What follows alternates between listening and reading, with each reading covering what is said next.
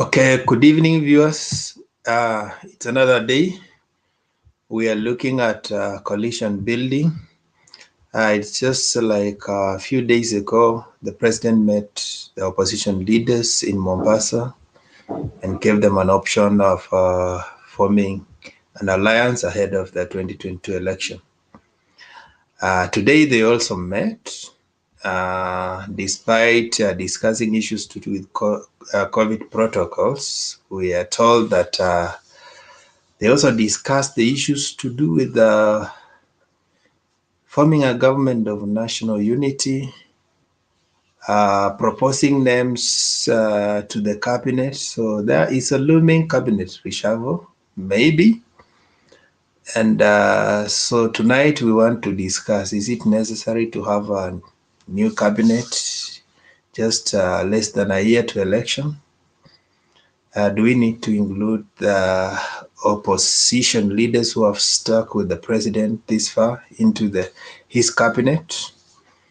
Is it about time they kick out the allies of one Samuel Ruto from the cabinet? Yes, welcome to the studio, and let's have a discussion over the same of what is happening. I know it's a year of politics, and every day there are many things happening. Now that we're just nearing the so-called 2022 that we have been singing since 2017. The year is here, and many things are happening. We are less than 350 days to election. And I tell you, there will be high voltage politics. Now, beginning from those who are angling for the seats, before they plan even to resign from the cabinet, some of them may be edged out of the cabinet.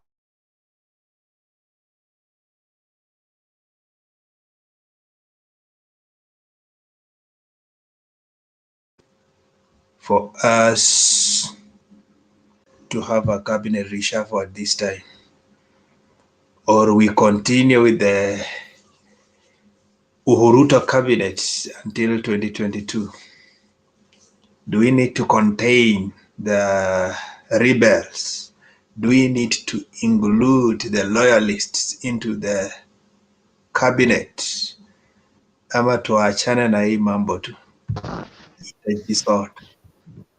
Karibu sana. Let's have a discussion. Shadi. Yes. How are you? Since you are the first one, I'm fine, sir. I will use you to confirm whether my mic is very clear. Since you are the first one. It's very clear. I can hear you very well, sir. Oh, thank you. Yeah, you're welcome. We have a discussion over the events. Each day in Kenya, there are many political events, and they come with political ramifications. They may change the landscape, the way things appear, or things may just remain the same.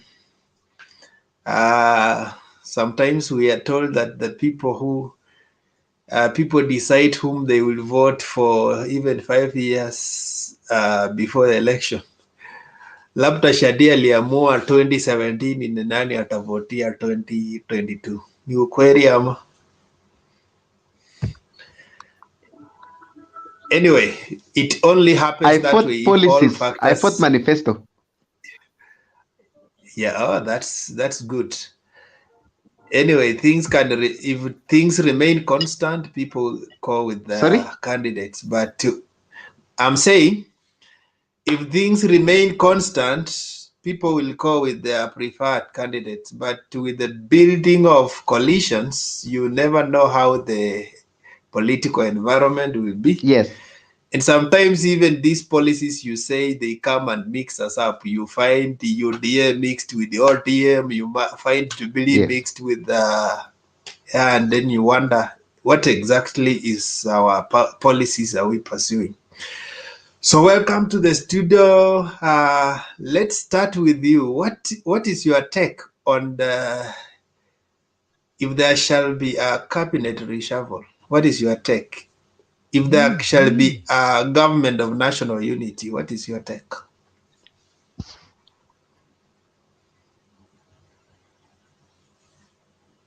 Okay, first, I think every political party or every presidential aspirant should be coming out with proper policies, proper manifesto that is very clear to Mananji. And this time we shall base on the scorecards. What have these aspirants done before? Let them not just come appear during this minute when they want to be elected and give us various manifestos just for the sake of being voted in, then they disappear or then they cannot work on their manifesto. Look at the way Jubilee is currently working. Jubilee had laid out a number of manifestos. In fact, if you were to put it in a book, the pages were going to be endless. But as we speak, Wekesa, those manifestos are now fading. They have not acted on most of those manifestos. We have double digits economy. We have the issue of agriculture. We have the issue of every sector. They had promised to work on all of those, but as we speak, a few of them has been done. The only thing we are now seeing within Jubilee is fragmented policies. We are now seeing people parting ways. We are now seeing divisions within the political party that was seen to be a political party that is going to change the economy of the country, that is going to change the whole country in terms of everything. So I think for every politician that is growing up or that is trying to emerge as a presidential aspirant that want to work with Wakenya, let them come with proper policies, and us as Wananchi, we shall be basing on what have they done before, not just talking to us endlessly. We need to learn from the past mistakes. So I think with UDA and the rest ODM, we have the rest of the political parties that are coming up, forming coalitions. Let them speak to us genuinely and let them swear before God before even entering to these offices properly, because you are now seeing that these Bibles they are holding, they are just holding for the sake because they are there to be used for swearing in. They are not doing as per what the scripture says, being honest. Okay. So you have no direct comment on the cabinet reshuffle if it happens.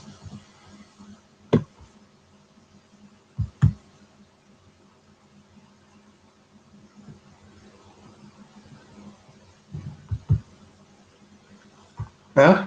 You have no direct comment on cabinet reshuffle if it happens.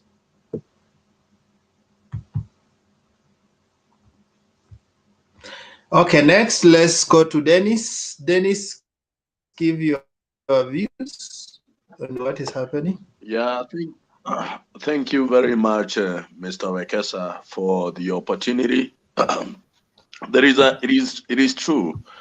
There is a clear indicator that we are going to have a cabinet reshuffle very soon. And the fact that the president, who is the appointing authority, has had two meetings already with leaders of other political parties, is going to be a government of something like national unity, but is coming in too late, just before 2022 election. It is just beyond that. It is also mixed with 2022 political game plan. So whatever reshuffle that is going to take place now will bring on board people that are going to help the next government take over. And that government, as you clearly seen, is within those that met the president, because it is the rumors that are there is that they fronted people who will be appointed to various cabinet positions. And you know what happens in this country is that political appointments are a reward to those that are loyal to the leadership in place.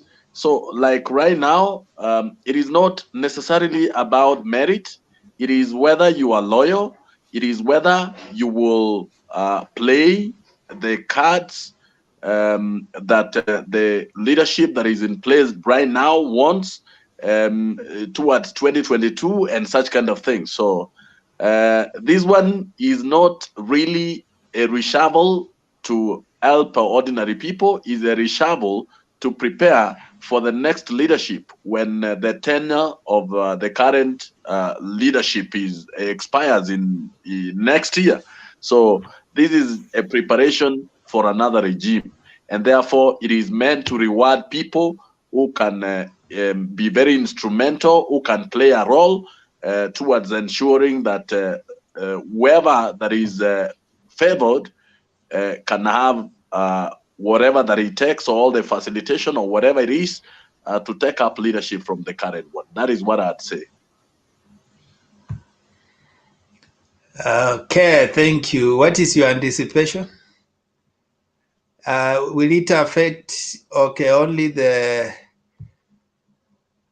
allies of Dr. William Ruto, or all the cabinets? What is your anticipation?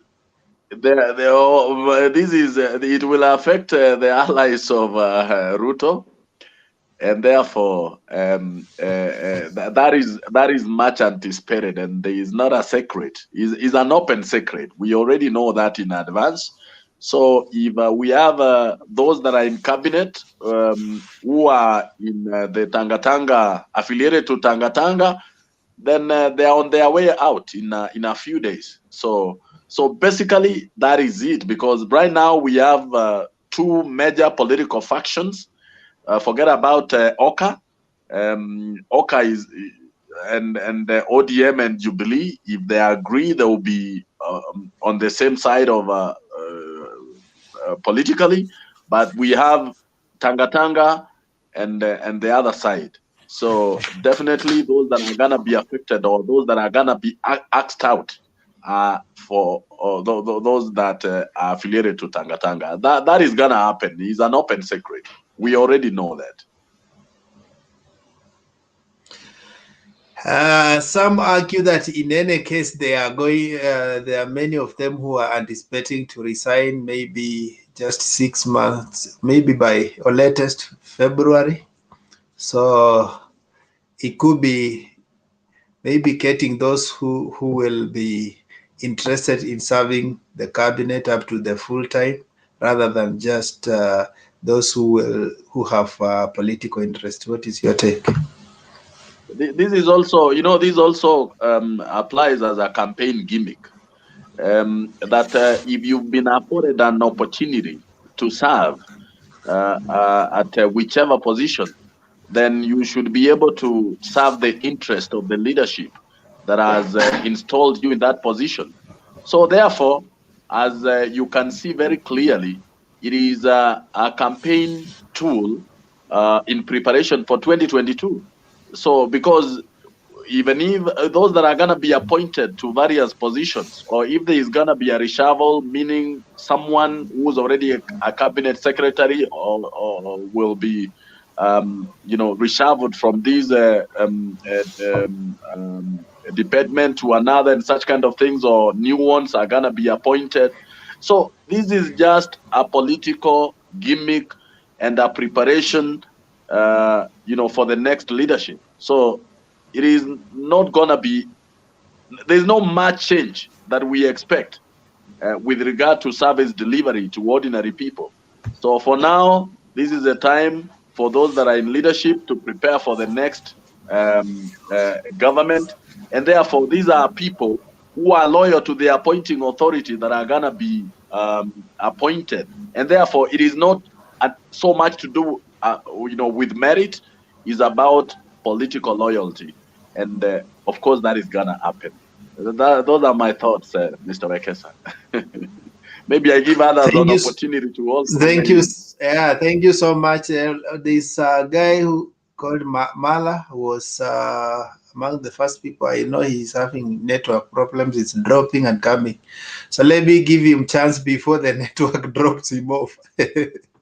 Mala, you're welcome. Make your contribution towards the big debate at cabinet reshuffle versus the formation of government of national unity. We are speculating. We don't know what will transpire.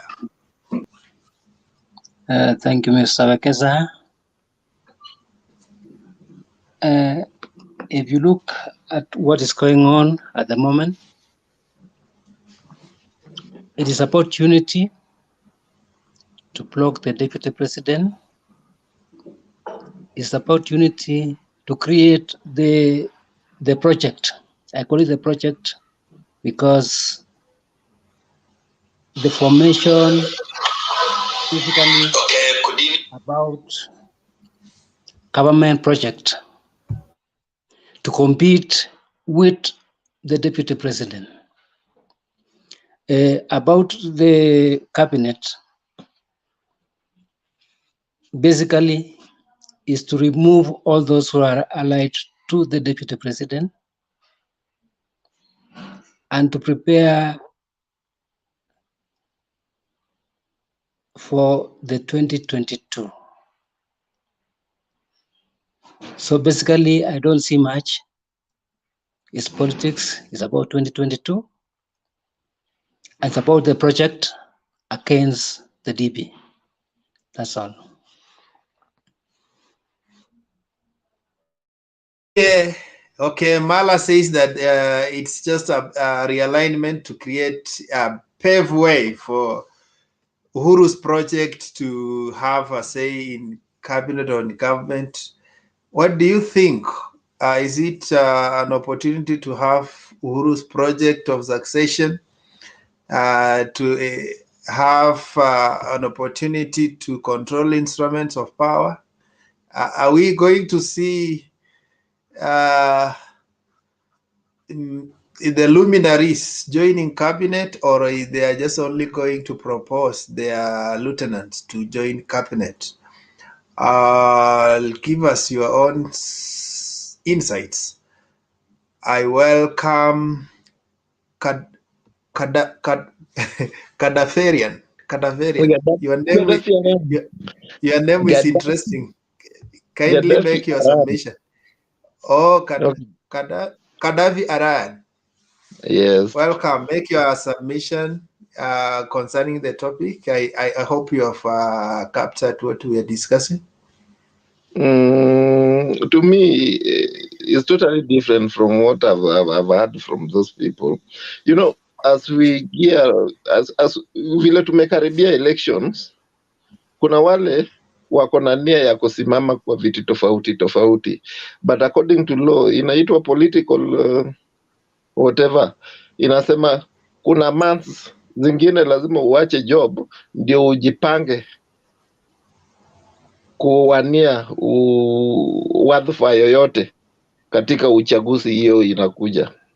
And again, tunaweza sema kuna wale hawako loyal. As far as I'm concerned, kuna wale waliacha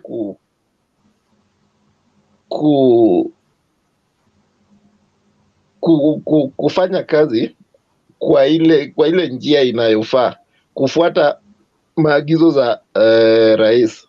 So hawa watu lazima wakanyagwe nje na watu wengine wako ready kufanya kazi wafanye kazi. So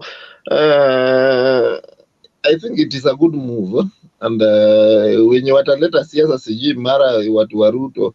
Ukiwa mtu wa Ruto ama ukuwe mtu wa president na ufanyi kazi, lazima utolewe, because what we need at the end of the day is service delivery.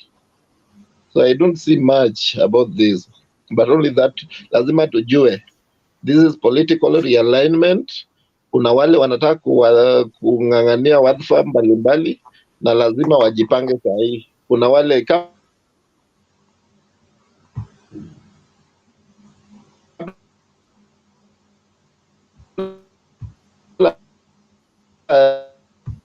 ama ututoe ndio isionekane vibaya sana.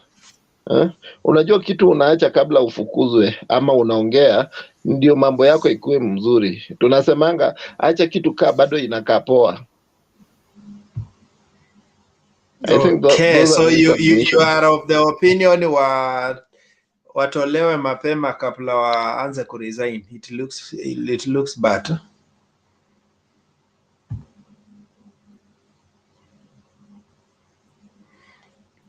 Are you done? Okay. Any Yes. You have a network problem? We are losing you. Kadavi, we are losing you. Kindly, I don't know what's happening. Okay, let's move to Ruben. Ruben, what do you think? Okay, thank you, guys. Personally, I think it is too late because this reshuffle will be irrelevant because we are heading now to campaign period, and it is very clear that each party is planning for 2022. And I think if Uhuru was sincere, he could do this early 2018 or 2019 so that those guys should feel to be in government. But at this, I think most of ministers are exiting from their seat. It is like mtu anakula nyama vizuri, akibakisha kale kamwisho, sasa anakuita tukure. So I don't see the importance of that reshuffle. Whether they are supposed to bring or they are told to bring two, that is just kufugwa macho. It is irrelevant and it's not important. Thank you. Let me ask you, Ruben. Do you know that we normally call Musalia Mudavadi former vice president, and he served for 2 months, and even he is entitled to pension in this Kenya?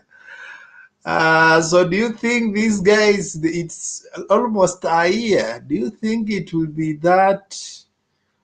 By the way, it's not just up to election, it is up to the time the new government is formed. On You never know. was You never know. We can go to an election and there is another rerun of another 60 days. These guys can serve maybe 12 months, 14 months. that is imagination. But what you should know, by very soon, the position or those ministries, nobody will be concerned. We will just be concentrating on issue of campaign. Nobody will be concerning who is minister for health or so on. Time is over. Even I think even if Akina Mutakagwa are ready to exit, no, anybody can be given. We as Hasra Nation were after 2022 around now 9th August 2022. This one we don't see the need of this reshuffle. I think it's too late because even with the reshuffle or without, someone are just exiting. Come 6 months before election. I think by February. I don't see the important. It is too late. Yeah, one will argue that because they are exiting and the government cannot wind up because of an election, then it's okay to give them just to go, but have a team that is not interested in election to work up to the last minute. We have a new government. Don't you think it also makes sense?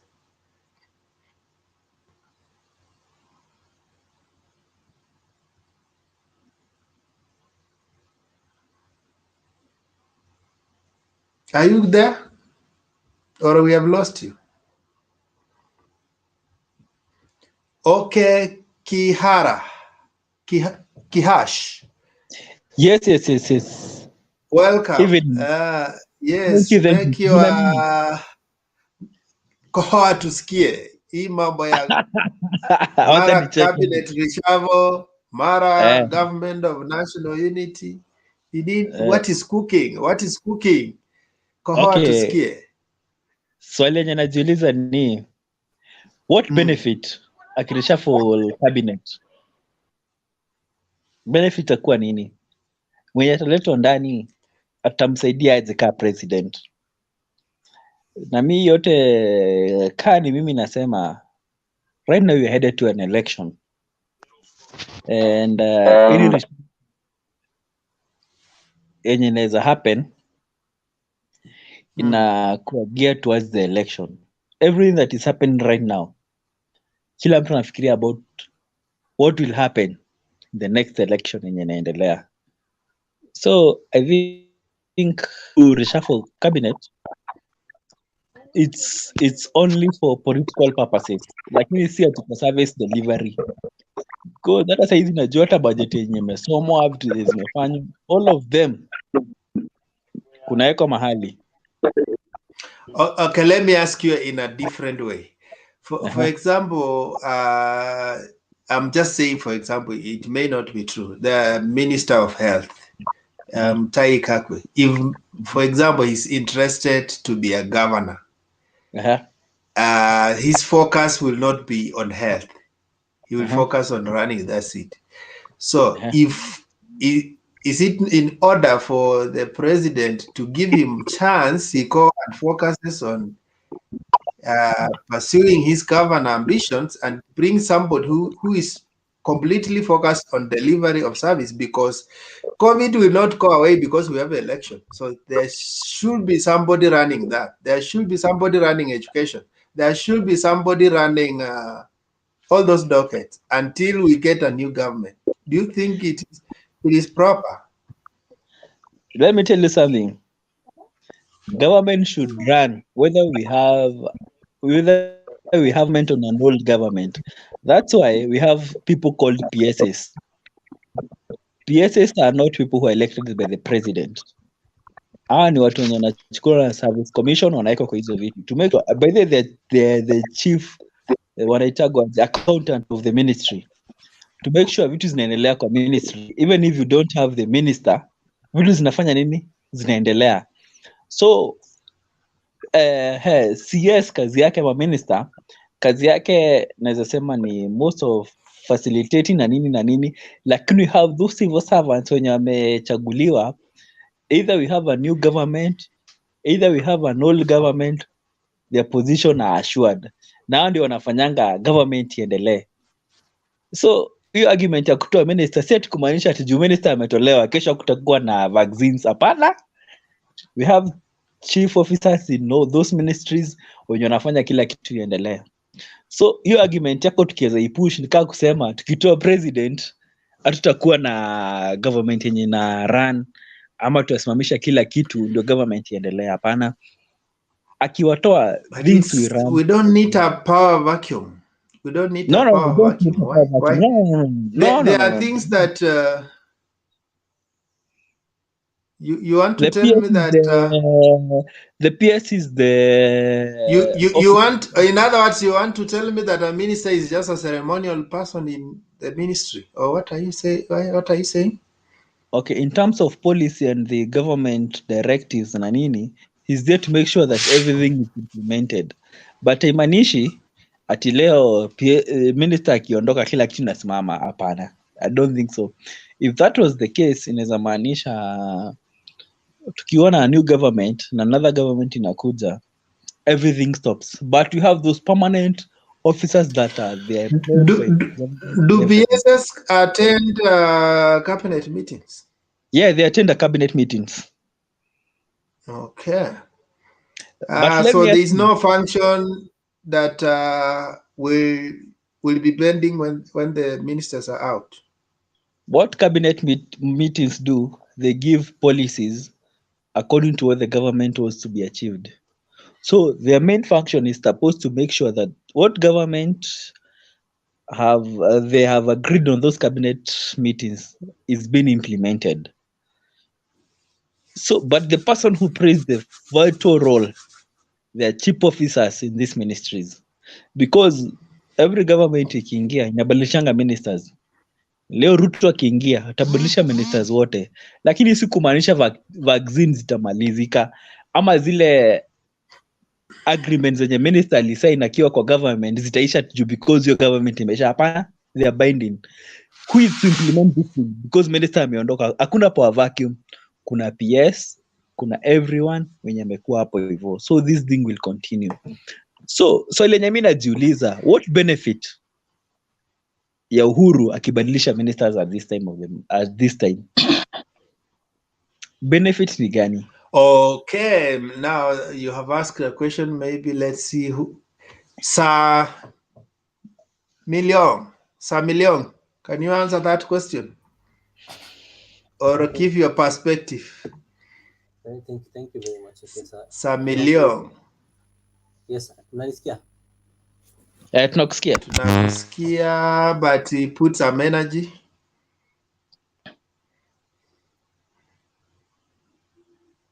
Umechimute. Kaendelea unmute. Unmute your mic. Kila mtu ananisikia eh? Yeah, now you are audible. Proceed. Okay. Thank you very much. Let me first say that I'm very happy to be back, and I'm humbled that I'm here, and I'm privileged to at least say what is on my mind. The first thing, kuna swali yenye Kihasha ameuliza the effectiveness ya reshuffle the cabinet. I think first of all the main thing ni ku let the ones that want political seats waende, and because unaona the thing yenye Uhuru amekuwa akifanya saizi is concentrating on delivering, kwamba amalize major project at least for his legacy, kama the expressway. Kuna some bills zenye wana push parliament haraka kama ya NHIF. Already there's been a request from the leader of majority kwamba wa extend term ya National Assembly time ya recess, warudi kuwe na sessions. So I think the main thing ni kwamba anataka hiyo cabinet yake iwe effective, kwa sababu wajua like Kihasha may put it right kwamba the permanent secretaries ama saizi wanaitwa principal secretaries are the ones running the day-to-day operations ya different ministries, but the CSs ndio the last decision makers when it comes to policies. I think he's trying to put people in place whereby hakutakuwa na hiyo gap, because you see if he leaves the cabinet as it is, alafu some people, like there's been a rumor kwamba Matiang'i will go for governor, there is this Mutahi is also going for governor in Laikipia.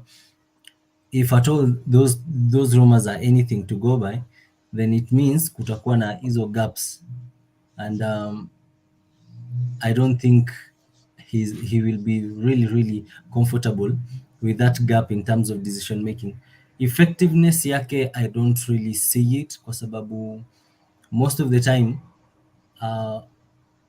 if at all he had good faith hii reshuffle, he would have done it a little bit kitambo kushinda sahizi, because right now everybody is really into now setting themselves for campaigns. What I would have advised maybe is for the president to strengthen the Let me ask you in a different way. Yes. Why do you think we normally do by-elections? even as late as now, we are doing by-elections and electing MPs. Can we just say it's almost election? Let's leave alone with by-election. No, you see, Why do you think we do by-elections? power vacuum is something that the constitution does not support. So we cannot have a vacuum by virtue eti kwamba it's almost late. No, we have to do it. It's one of the burdens of having to follow the law to the latter. Then It's now, to add on that, yes. to answer the case, one is elected and the other one is appointed. You see, Wait, No, but No. he was talking Wekesa, in terms of seats, huh? you In terms of seats, the power Wekesa, vacuum cannot. you No, one cannot person at do a a time. Kindly by-election let's. 8 months to election. You cannot 6 months to election. You cannot do a Yeah, by-election. I know that. I know that. No, but But I'm saying as he late has as given a very now. I was specific just saying as late as now. I did not yes. say that. Yes, So what because I'm saying, we have elders. Elders, we have they are going to do an MCA by-election, isn't it? There's a place called Elders, but it Garissa or has been where, Mandera, suspended. Huh? somewhere. let me tell you something. Mr. Kesa, it has been These suspended for 60 that are days. going to happen, they are not going to happen Where because they want. one person at a time. Okay, can I speak? Or there's some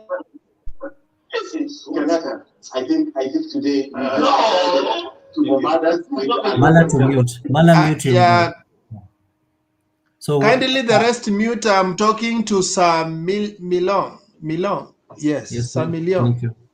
Thank you. About that one, the by-election that you've just mentioned, the president today on his speech suspended all the by-elections for 60 days. So we are yet to see if at all it's going to happen. What I was trying to explain is that in government or by virtue of the spirit of the law, an office cannot be left at a vacuum because there's a reason why that office is there. That's why even an year to the election, we still have to do by elections and everything like that. So I think it's okay for the president to do it, but I think it's a little bit too late because if unaona efficiency and effectiveness of a new cabinet members being orientation is going to take almost a month, and right now we are actually not calculating months because we are past year, so we are calculating in terms of weeks. You've heard the Okay. You have people seen saying also. You have also seen the presidents and MPs or whatever.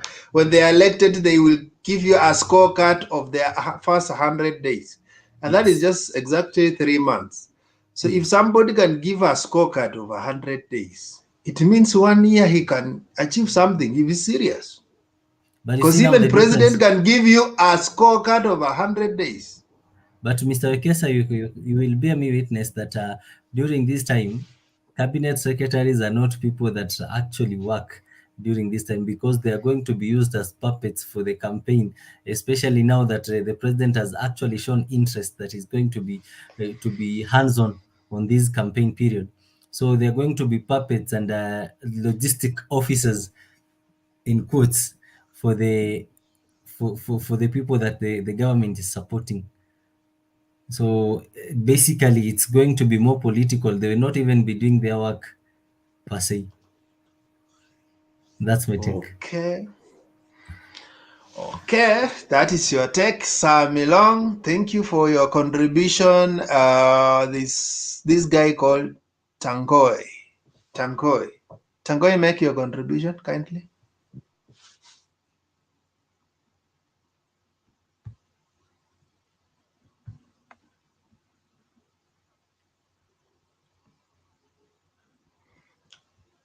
Tangoi, you are muted. So unmute before you start speaking. I hope he's hearing me.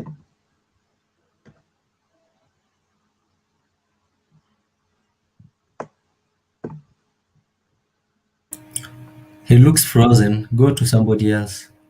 Tangoi, I have unmuted you. Can you proceed?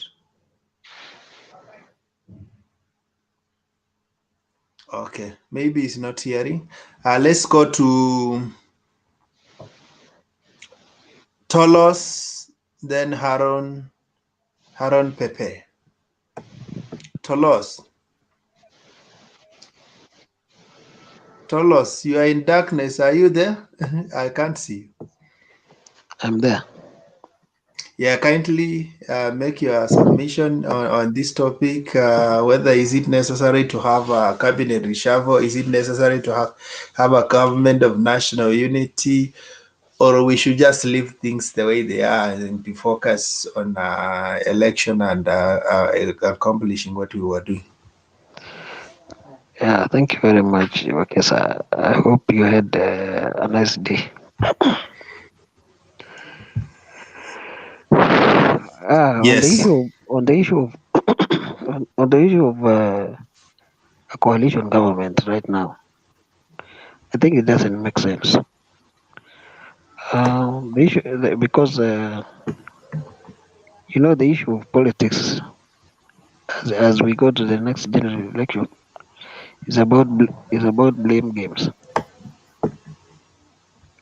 Nobody wants to take the ills of an outgoing government. And on the issue of cabinet reshuffle, even it has always been on the cards, or it has been a speculation since it's about 2 years now. I've been hearing about cabinet reshuffle, but it has not taken place. But if it is done now, and it's not impossible. Tolos, you have a serious problem with your network. You are not hearing me. Are you guys getting him clearly? Okay, you are nini? Unakatika katika. Na sahi unanisikia? Okay, proceed. So on the issue of cabinet reshuffle, if it happens, then that is a political. It will be a political style of doing things, and I don't think it will happen before Friday. Friday is tomorrow. Yes. So Thursday. Thursday, the day after tomorrow, because there is this anticipation of the BBI ruling, and what will come out of it will always affect the direction the politics of this country will take. But if it will go as the way it is, if things will stay the way they are, then I suspect the president will have to, if he will do a reshuffle, he will have to award a political seats to perceived regions who are trying to derail his ambition, because for him he wants Jacom to take the mantle.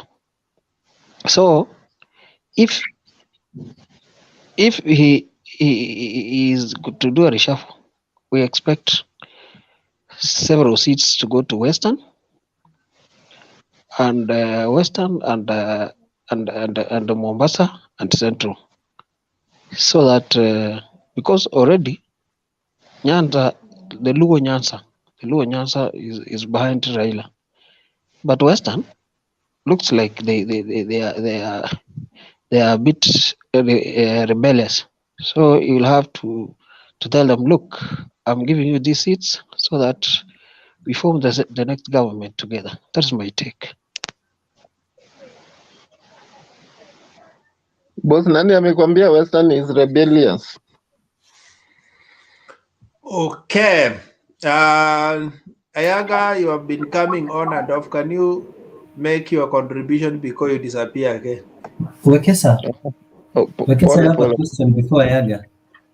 A question to you before Ayaga. I will kindly explain to me what you mean by united government. because Oh, government of national unity. the government of national unity. Yeah, government of national unity. You remember what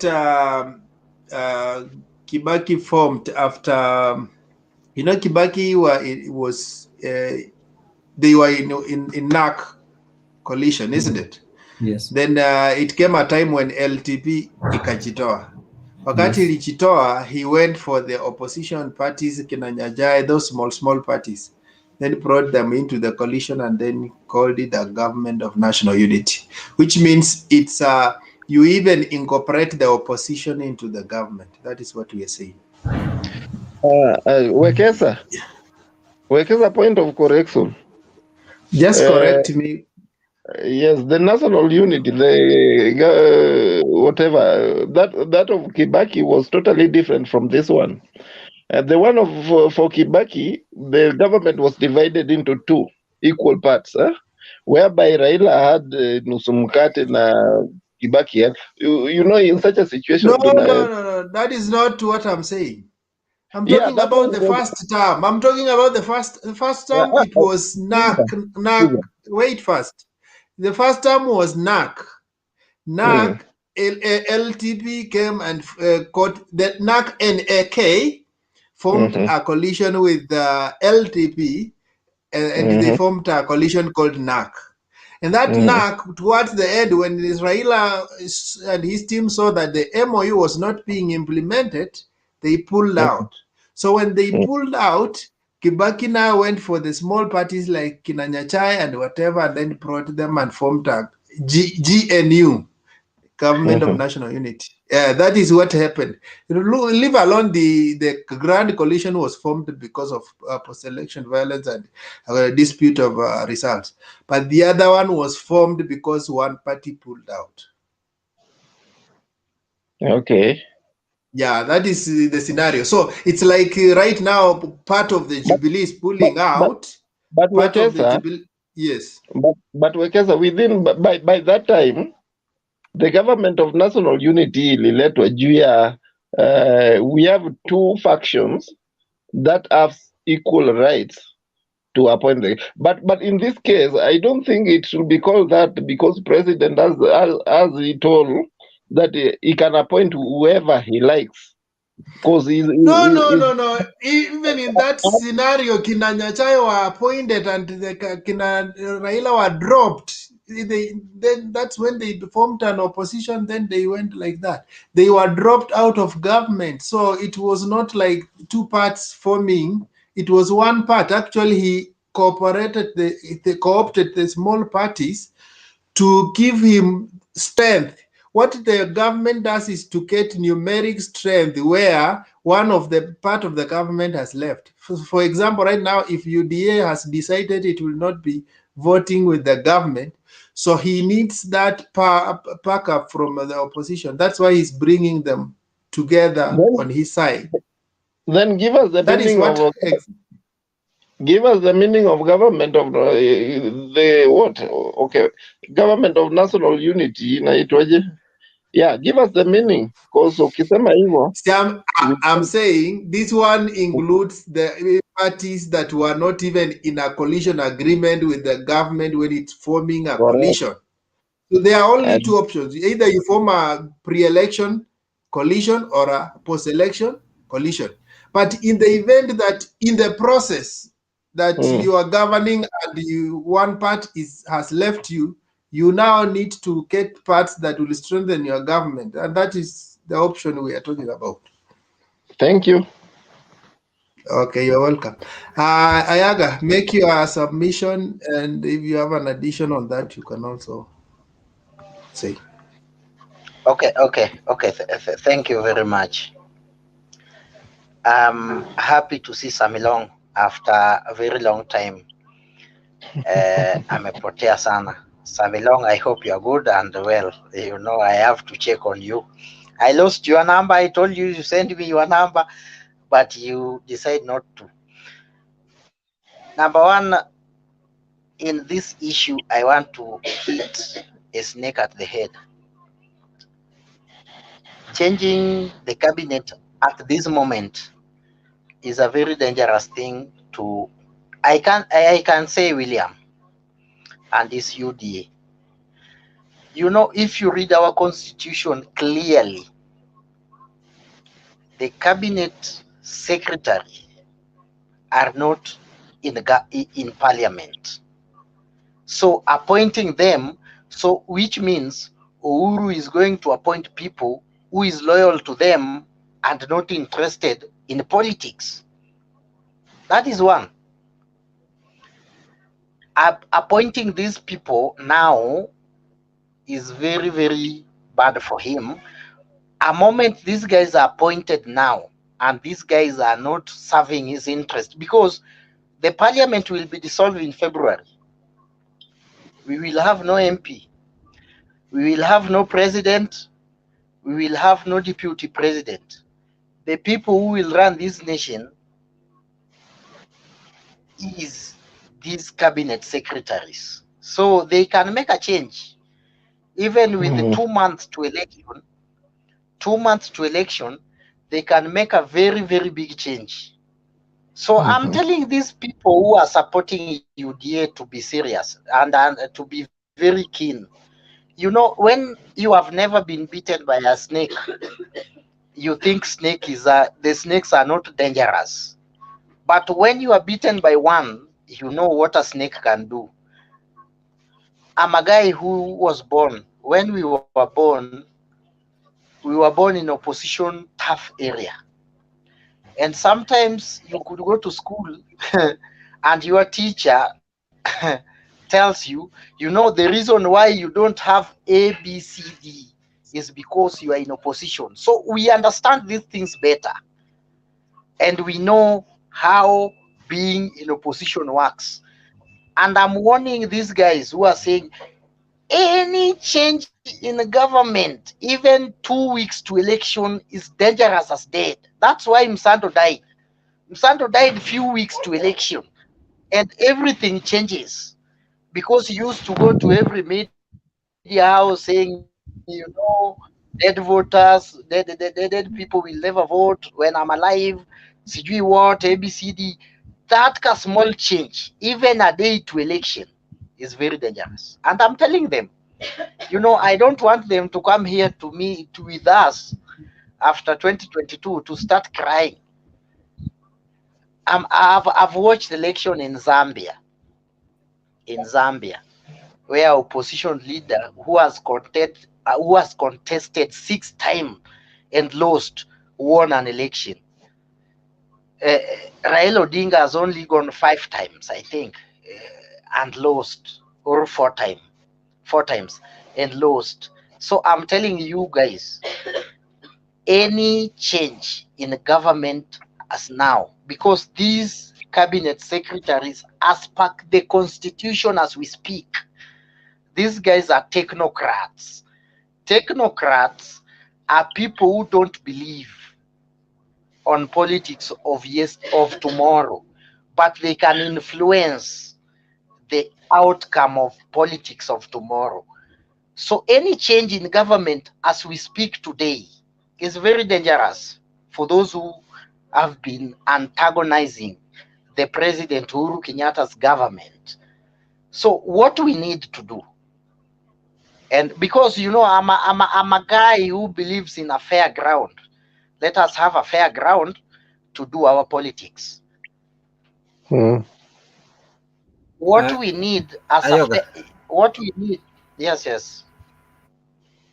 So in your statements, it is very clear that if okay, I believe you are advocating for a fair ground, but in your statement, it is very clear that without in a fair ground, the Baba will be beaten six times in a free and Nani fair amesema election. hivyo?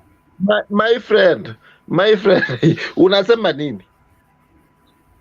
Okay, Baba okay, wapi? Yeah? Gaddafi Gaddafi, I'm happy to see you after a long time. I hope Manyuru is going well. So I want to tell Karaoke, Karaoke, you have been sold lies.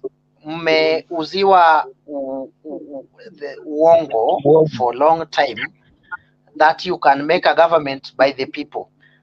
Democracy, as we define it in high school, is a government for the people, sijui by the people, sijui what people. That is a very big lie. Even somebody ako na echo, sijui ni nani. Yeah. So that is a very big lie. Even in the US, there is what we call the deep state.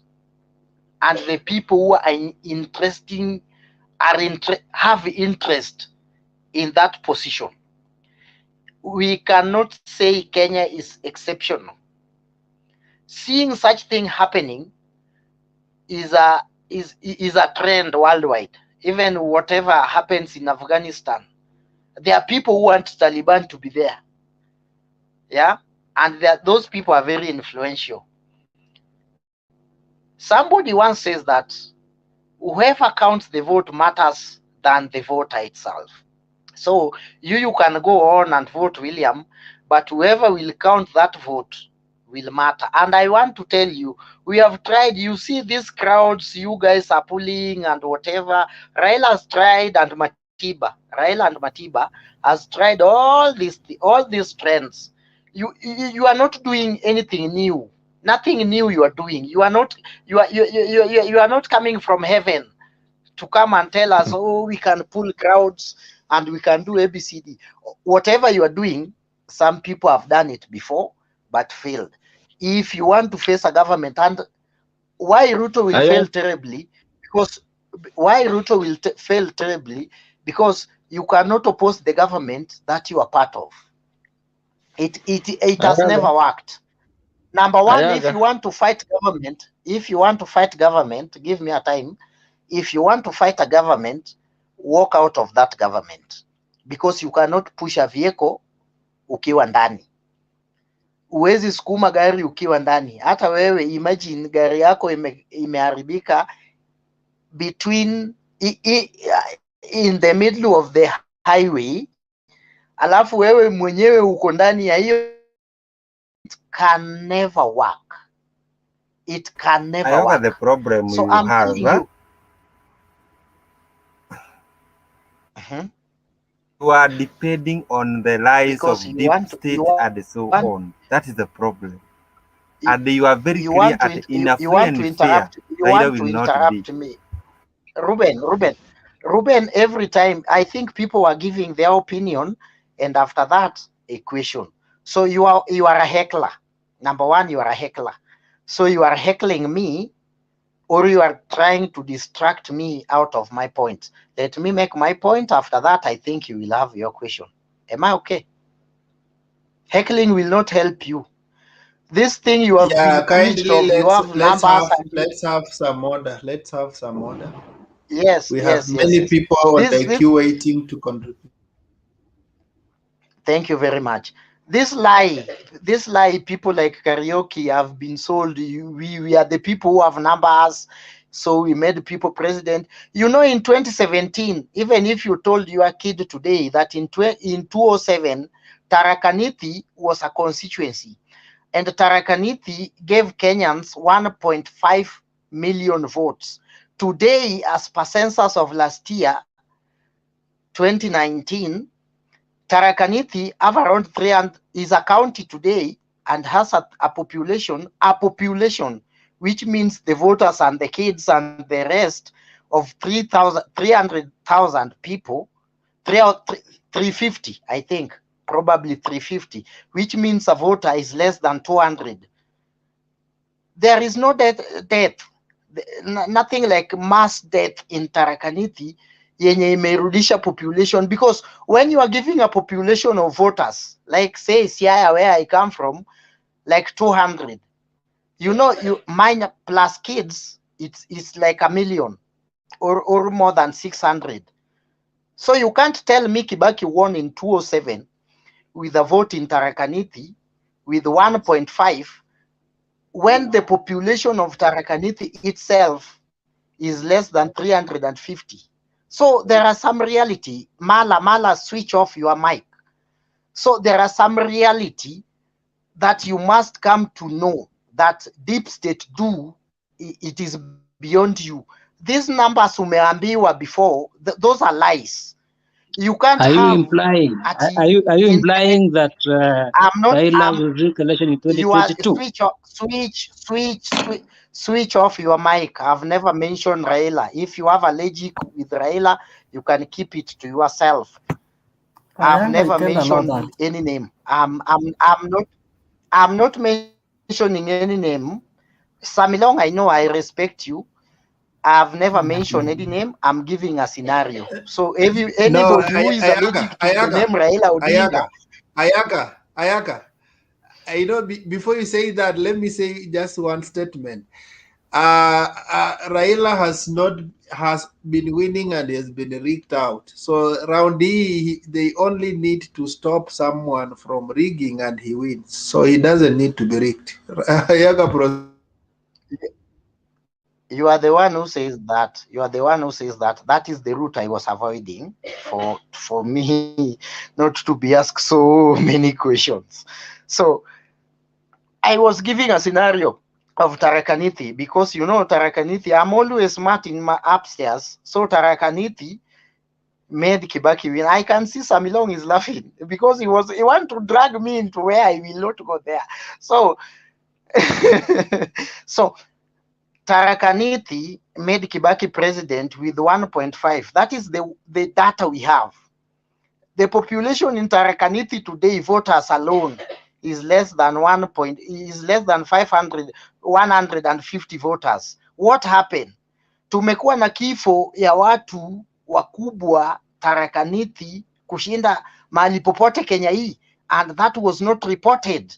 That is what we are asking for. The reason why the government cannot open server, because if I want today as Uhuru and Ruto, and the High Court nullified my election because of that, I will be the first person to order, open the server, we know the truth. Yeah, because going to election is money, time, and everything.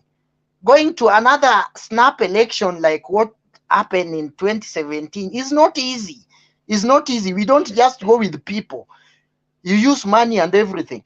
If the people who should order for servers to be open and says we want free and fair is William Ruto and Uhuru Kenyatta. And if they never did that, there is something they are hiding behind Kenyans. And that truth has made Uhuru Kenyatta to face the truth. And when Uhuru Kenyatta is supporting Raila, I have seen the light and is speaking the truth. If William Ruto still hide behind the curtains of lies, let him continue. The truth will prevail in 2022. Baba is on ground. Tomorrow, Homa Bay. The next day, Kakamega. After that, Pwani. Then, God willing, we shall pronounce ourselves here in Nairobi. And after that, people will have a lot of exams to do. Any question? I'm done. Kesa, niongeze kitu kwa hiyo maneno ya nani Ayaga. Ayaga amesema kitu let this guy ask a question, then maybe you can, in the process of adding, you can answer. So, Ruben, you had a question? Yes, I have a question to Ayaga. He has talked about server, about 2017. Yes, Baba joined the government. And I am taking a scenario where we were enemies before, and all of a sudden we became a friend. And somehow you are doing bad to me. What will Not prevent enemies, me? competitors. They are Oh, competitors. okay, not we are enemies. okay. I'm just taking that scenario. Why? What will prevent me to ask you to ask you to explain the truth? Or why did not Raila so far have not requested Uhuru to open the server. And now you are telling us that Ruto is the one who is supposed to request Uhuru to open, or somebody to open the server. Why Raila so far and his team have not insisted Uhuru to open the server so far? And how sure are we that Uhuru will not close the server or will not hide the server coming election? Ayaga, can I respond to this guy? Who is asking that? Gaddafi around. Gaddafi. Yes. Quickly, kindly. Ruben, Raila went to something called handshake. When we did handshake, we bury everything. He forgot such like things because he wanted Kenya to move on. Okay? So Raila is not in the position to ask because he had asked before that open the servers for people to know the truth. But these people refused to open the servers. Now we went to the handshake. By doing the handshake, we had to forget everything and to make peace with each and every person. That is what Raila did. When adding to what Ayaga has been telling us about the cabinet, the reshuffling, amesema ukweli. Even 1 week to election, when you reshuffle a cabinet and one side is left, so many things can happen. Remember utaambiwa sahii tuko kwa covid utaambiwa vote and go home. Mwenye atakuwa anahesabu kura ni muhimu kuliko mwenye amepiga kura. My friend, Ayaga is really advising you on this. Utapiga kura uende nyumbani, mwenye atahesabu kura ndio atakuwa muhimu sana. So I think you should take the advice of Ayaga seriously.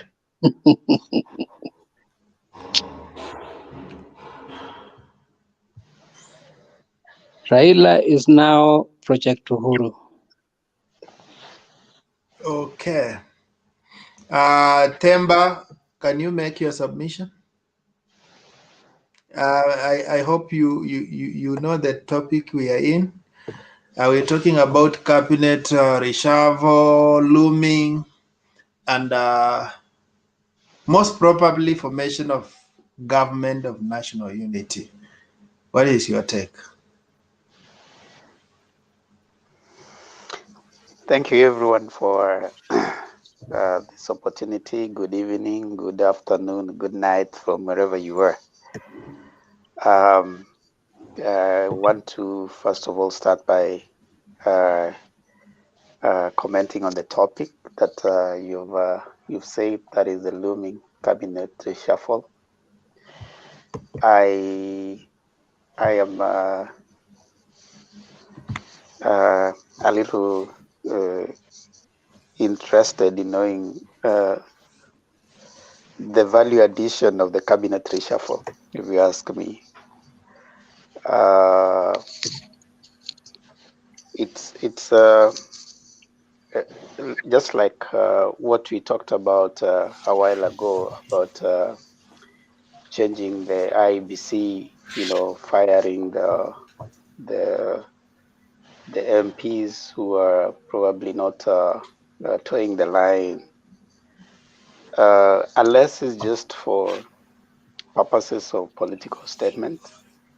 I will wait to see what value add it will have at the end of the day. And to be honest with everyone,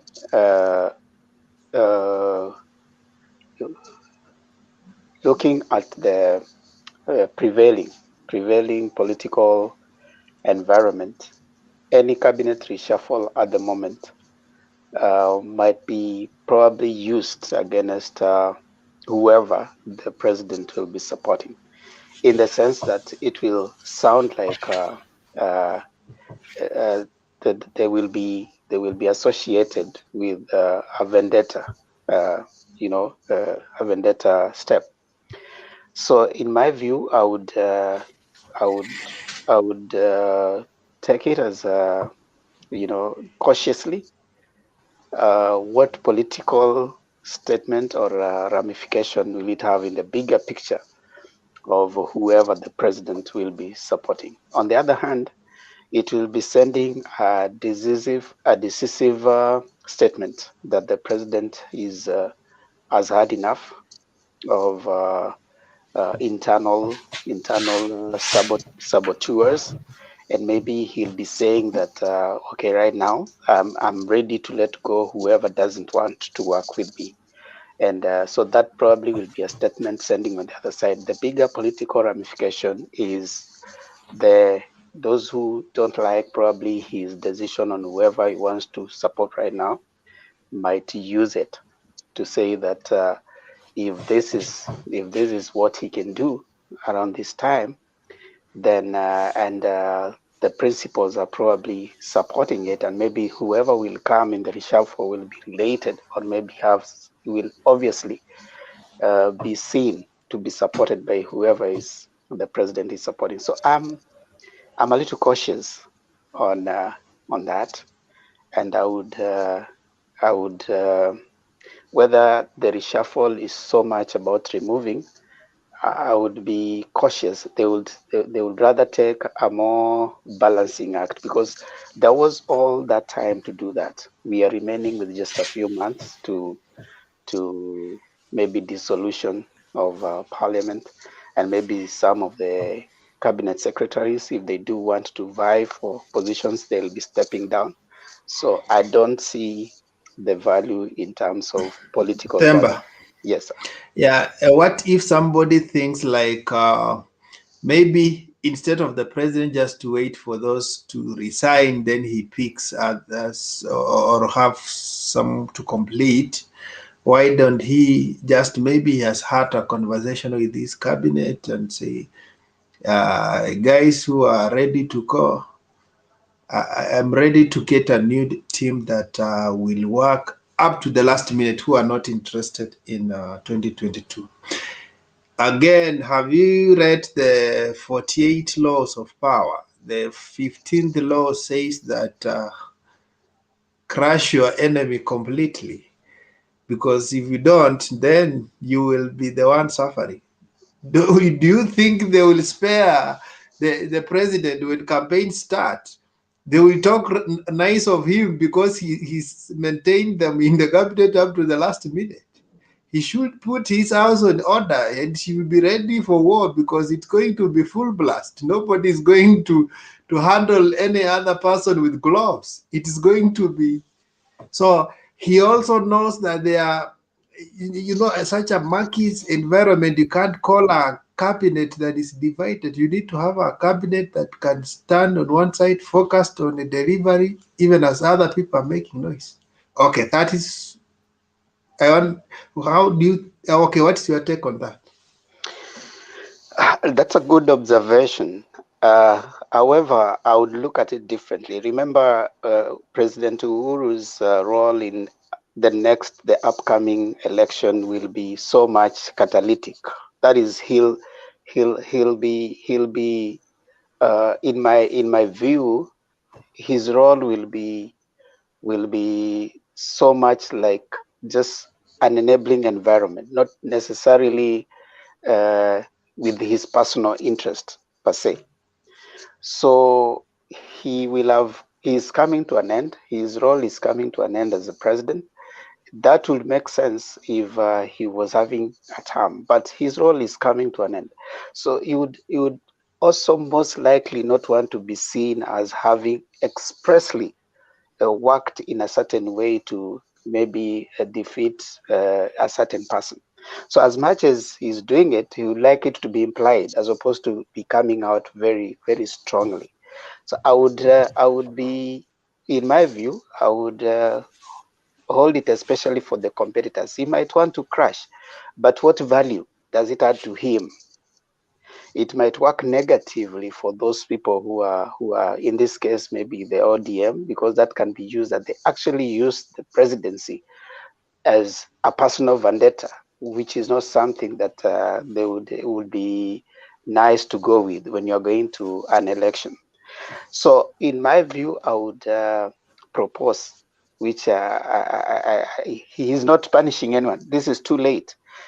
And in your view, like you're saying, if the But you person have wanted, also seen, development being used against him. So if he used that script, he would have just maintained the development to go to Central and Rift Valley and forget about Nyanza. You see, they have been told that the project they took to Nyanza, maybe there are one or two projects, but they are saying he's developing the opposition zones. So sometimes is legacy more important than the politics? Or what is your focus? Or how should the president balance that?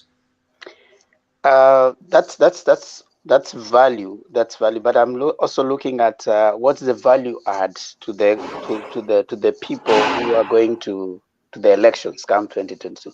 What's the value add? You see, if we had a reshuffle maybe earlier this year, or at the time that they noted that okay, fine, there's some revolt coming in, that would have made sense. But we are in August. In my view, maybe they have wisdom behind it, but in my view, it will not add much value, especially to the team that is backing. And secondly, it can be used against that team. But however, if in the wisdom they are feeling like there are people who inside the team are probably saboteurs, then like you're saying, I imagine it will be easier for those particular people when they resign to be replaced as opposed to being pushed out. Because obviously, right now, they'll be like, okay, fine, we are being pushed out because we have a relationship to this guy. So, politics is But about but I'm perception. being told, it's not just one side. There are even people in the other side of Uru who are also interested in governorship who are willing to relinquish their post. So That's it will exactly not what be a one-sided thing. Exactly what I'm saying is they might want to resign by themselves, but if they are pushed out, then it will definitely be used that we have been pushed out because of the other team. And politics being a game of perception, it might be like they might use that to their advantage, to the disadvantage of the others. That's my Remember, personal view. remember, Now, I don't really can I remember. finish? Because Oh, I've sorry, sorry, had sorry, sorry. Okay, finish now. I've had a lot of interruptions from Wekesa. No, I was just provoking you. I was just provoking you to think No, it's hard. okay. It's okay, sir. I Uh, realized when you came in, you were guarded. You were trying to choose your words, so I tried to blow you out of proportion.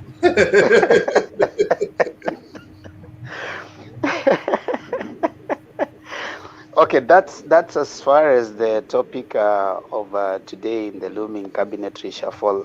That would be my personal view about it. But again, I'm imagining that there's wisdom behind that. If it is gonna happen, I might not see the value add to it right now. But I think as we go on, I probably will be educated as I interact with the other points. Thank you. Sir Okay. Below, you wanted to add something or ask a question? I wanted to ask this because Okay, go ahead. I realized that there is a process when we talk about reshuffling, yeah, because this reshuffling is not just people being transferred to a different ministry, really, but what I've realized and what I've gotten from the discussions, not even on this platform only, is that there might be new cabinet members being appointed, but there is a process that comes with any appointment, especially a senior appointment like in cabinet.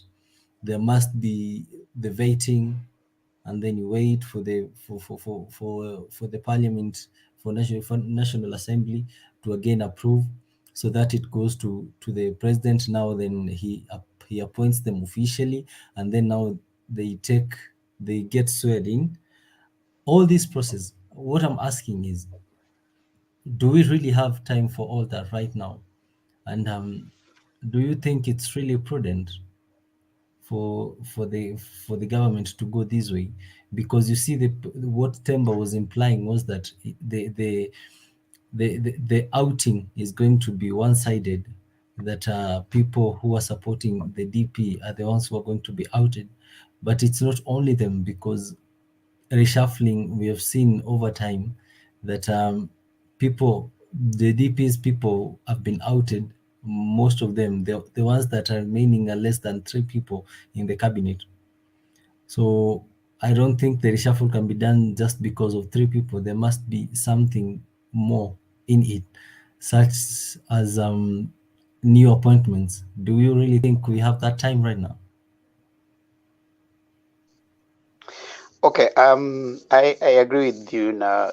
Now you brought in the question of even the idea of the process of getting a cabinet secretary, appointing them, taking them to parliament for vetting and all that. I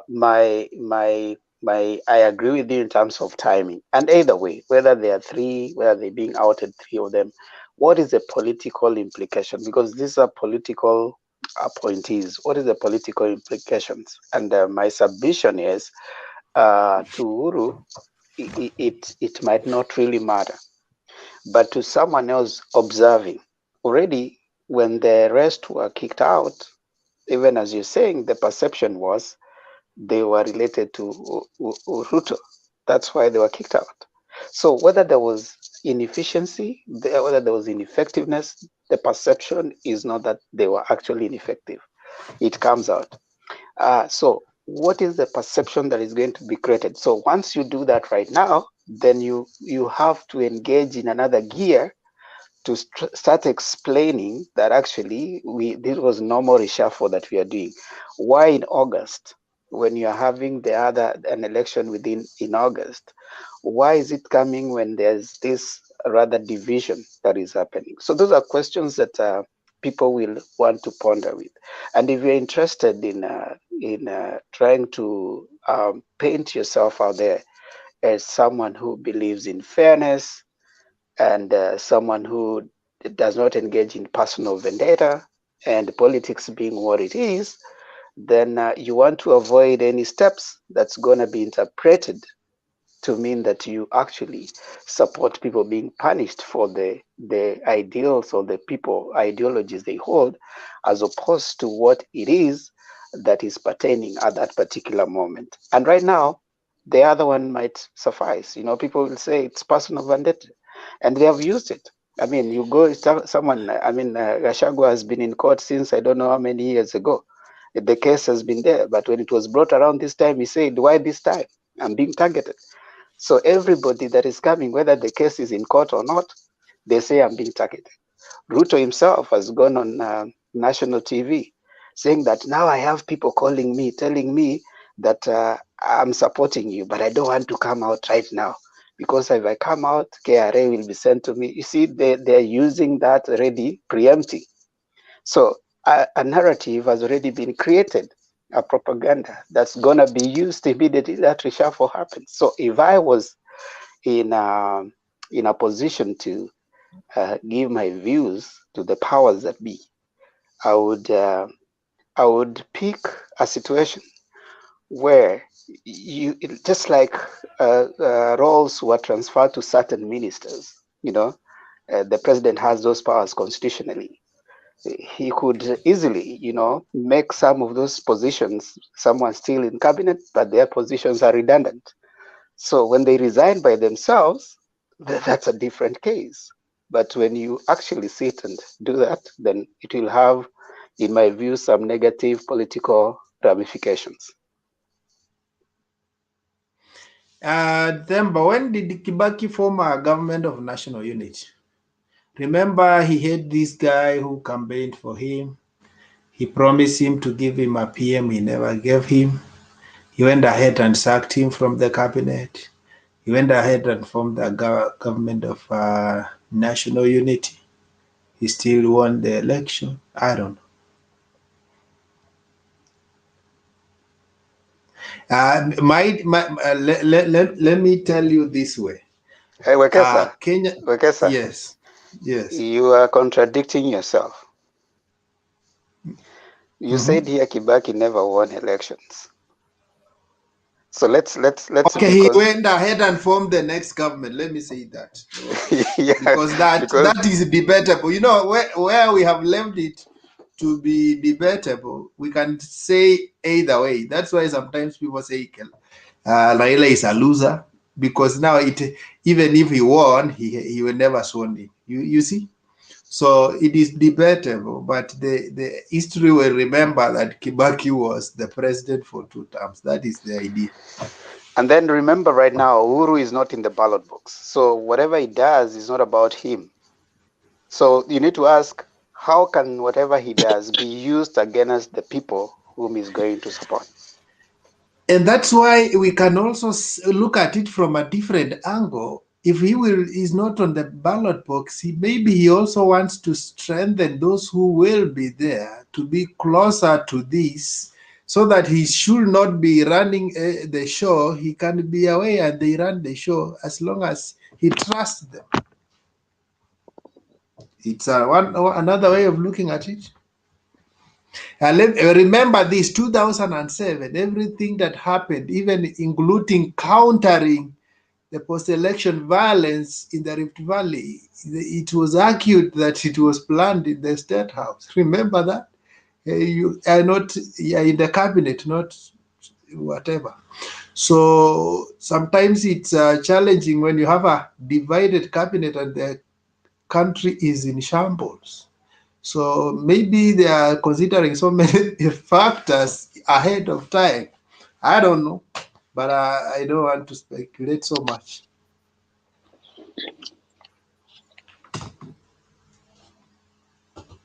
Okay, is there any question or we proceed? Ruben, you had asked your question. Today, Themba has a very good point. I say thank you. You have a very, very good point. Thank you. I agree with you 100%. Okay, for me, I was only provoking him to say everything he needs to say. I may not even have a position on whether to me, whether they have a cabinet reshuffle or not.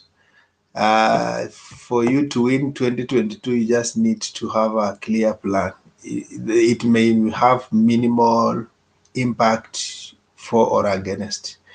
I also told you that some people decided 2017 they will vote for Ruto.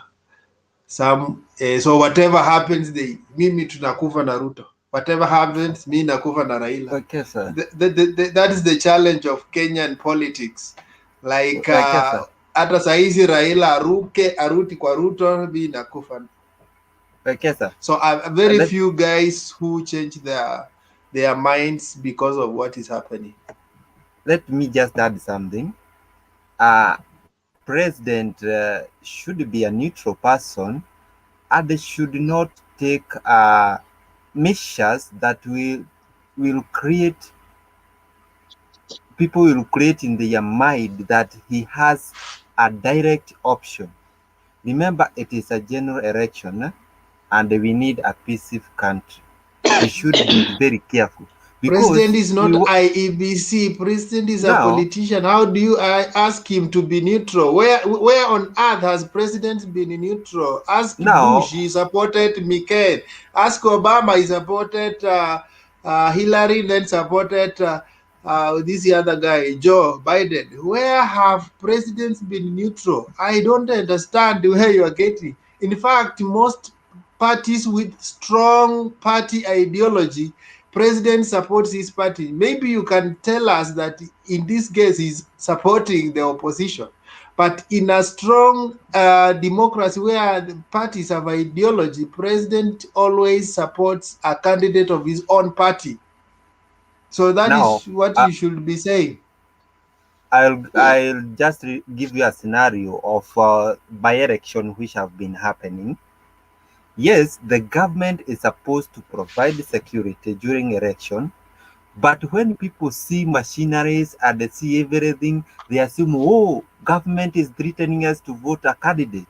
Even they have been contributing to the rules of favored the best candidate. Then, if he continue with this, people will create in their mind this president is doing this to impose us the person who he want, a person who he want, and the people will say no, we are not going to that way. The measures he is taking may affect even the performance of Raila or the candidate he is after.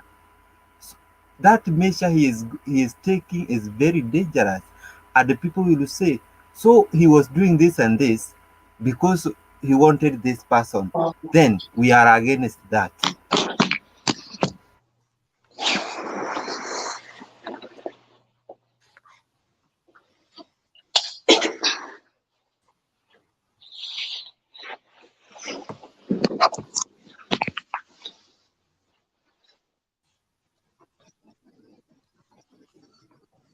Do you know? Do you know? Do you know that John Pombe Magufuli was not a strong candidate. He was held hand by Jakaya Kikwete.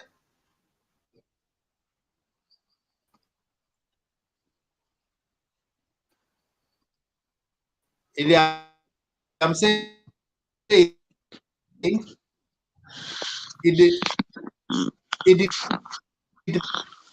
You are depends. breaking. Do you know that You are breaking. late John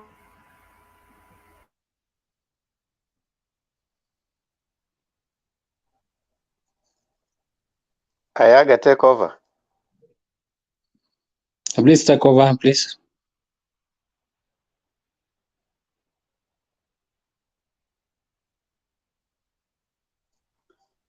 Ayaga.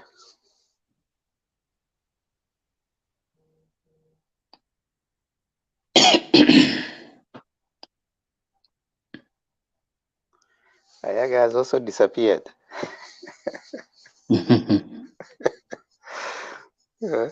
Ruben, what were you saying? You can continue as he comes. Okay. I was saying, even if you see the steps Uhuru has been taking progressively, we are confirming what Ruto has been saying, and it is now revealing itself that. So this, let's say, handshake was about 2022, and the Ruto was after that. Ruto was saying that. People are saying, oh, it was about national unity. Whatever Ruto has been saying. So even if Uhuru reshuffle the government, and there is that trend of Uhuru acting on behalf of his candidate, then people will reject his candidate, saying they don't want an imposter of president.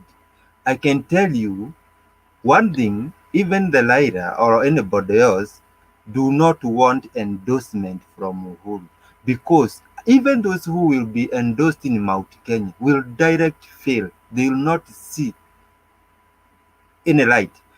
But what Ruto, is Uhuru, Uhuru do? yes? But what is Uhuru doing now? Is endorsing Raila Odinga. He's working on a Now, project. This is a project, and the section of Kenyans are seeing this, and most Kenyans now have concluded that Uhuru is working on Project Raila, and as you said, that is likely to fail because of that, because he's working on blocking a deputy president,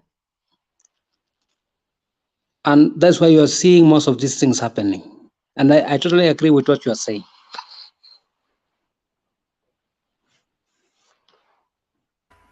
yes, whatever has been happening, people are expelled from government not because they were alone, but they were associated. He is creating an environment which is favoring Ruto in Mount Kenya.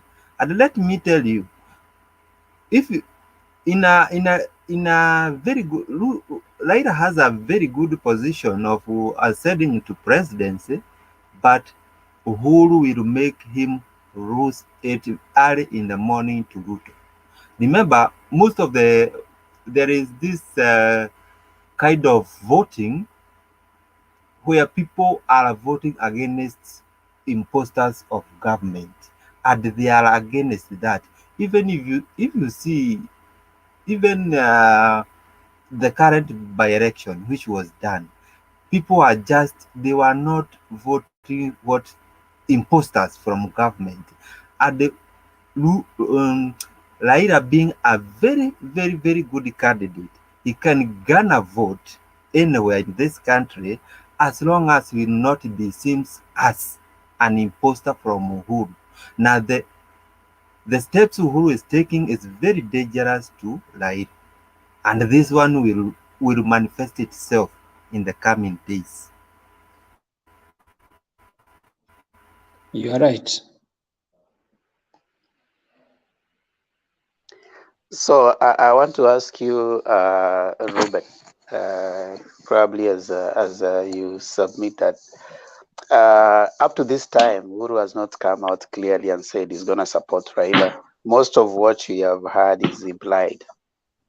And what has come out from Ruto even up to today, we really don't know, right? So what in your view is giving you a clear indication that whatever it is that Uhuru is doing is actually against Ruto? Because most of the guys who have come out, President has said in numerous times that whatever it is that he is doing is trying to create a space for him to fulfill his agenda. Now, most of the things that have happened after that has been an interpretation by the other people. So, in your own view, yes, you want to say something, Mala? Let me say this, unless you are not living in Kenya, I think you saw a candidate, Kiamba candidate, taken a picture with Uhuru. You saw, I think, the cost by election. Yes, Uhuru did not come out. He did never say anything, but people are not waiting, and they are not waiting Uhuru to say this and this, but they are very keen looking for the direction. And let me tell you how the economy is now in Kenya, and where we are now, and then people seeing the footprint of Uhuru again, it will be very dangerous. The footprint or fingerprint of Uhuru in any issue of election or anything will be a very dangerous to Raila. And I'm telling you, I'm very sure and I'm very, very convinced that A point of order, Themba.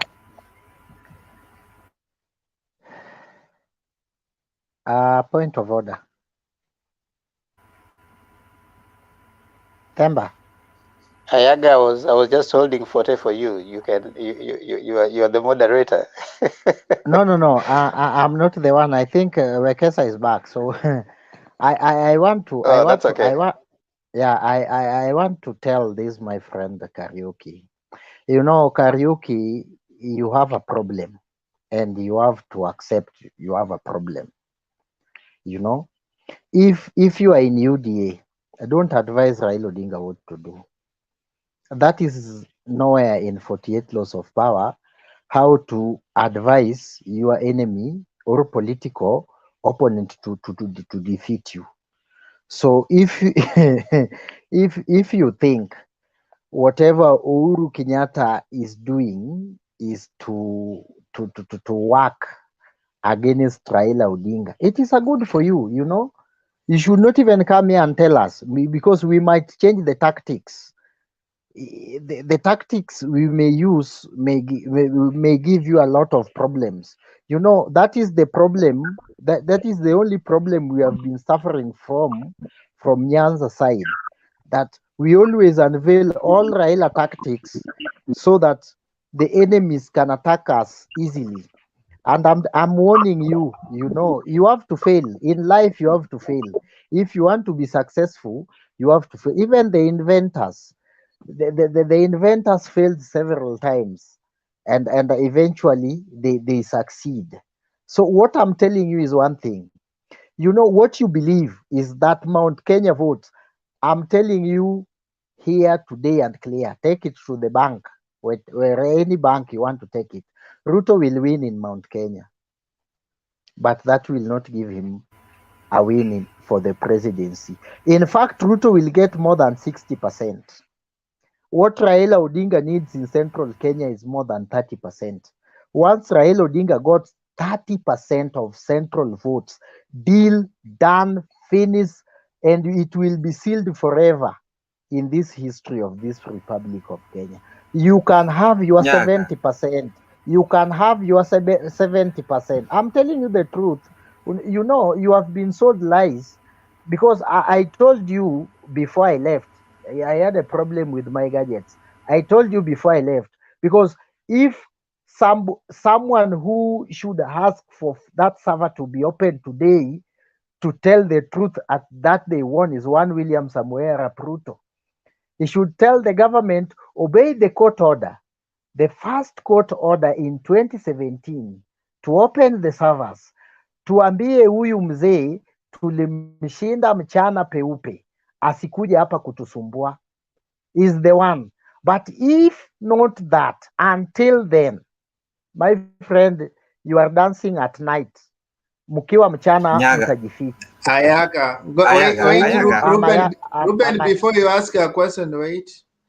I think I had a problem with the connection. It went off. Sorry for that. I want to tell you this, what is happening in Central. Raila is not going to Central to look for a few votes. Actually, they are going for a full battle. It has not been opened up, but the strategy is big. And don't think let nobody lie to you. When you see Uhuru organizing the team, Uhuru is up to revenge. Somebody went in his bedroom and tried to overturn everything. When the real time will come, have you heard, and you have been hearing, they say that when time comes, and you have heard even Kiraitu Murungi who are going the opposite direction, say, we are waiting for the president to give us direction. I'm telling you the truth. In fact, Raila may end up even getting his running mate from Central. Because Raila is a master schemer of politics, and he knows that Mount Kenya is going to be a referendum, and they might equalize. And right now, I've already seen the signs. A lot of people are in for it. Who knew, even when they went to Nakuru, who knew the organizers of the meeting were completely different people who are not close in the picture? You see, there are a lot of things happening underground that people don't know. But when they will now put everything on the table, you realize that this enemy had been attacked from all corners, and now he will be finished completely. Don't be surprised when Mount Kenya face a different direction. Don't be surprised. They still owe allegiance to Uhuru. Usidanganywe. Okay, Ayaga, I'm saying this to prepare you in mind, because I have seen you are just imagining of system of who is in where I am preparing that, because if you have all those shenanigans in your mind, and in the even date of 9th, you hear your candidate is defeated. Surely, I want to be safe, and I'm revealing these strategies to you just to early preparation. How No, do listen. you prepare? Ayaka Raila has been on the ballot. He has failed even 5 times to clinch the seat. Have you ever seen ODM people cry? So people who have never lost are the one who have a problem. People who have been there, we are used to that. We will compete very fairly. If we don't win, we will celebrate. We'll say, let the winner have the best. But for right now, we are campaigning for our candidate. Don't tell us about Wekesa, losing. There's give me a nothing we have chance. never tested. Wekesa, give me a chance. Because even I had you saying that Raila will get more votes from Mount Kenya, those are myths. And let me tell you clearly, I'm now telling you, Wekesa, they had, and you will see, and I'm waiting that day, I'll see somebody, an MP, buying a seat in Central with a picture of Raila. Wait that day. Wait that day, we'll see that. And then, I was advising my friend here, don't rely on those things, on those deep state or anything, on anything. We have seen them in any. You cannot tell me you did not see those or shenanigans of deep state, everything in Kiaban, everywhere. Be prepared.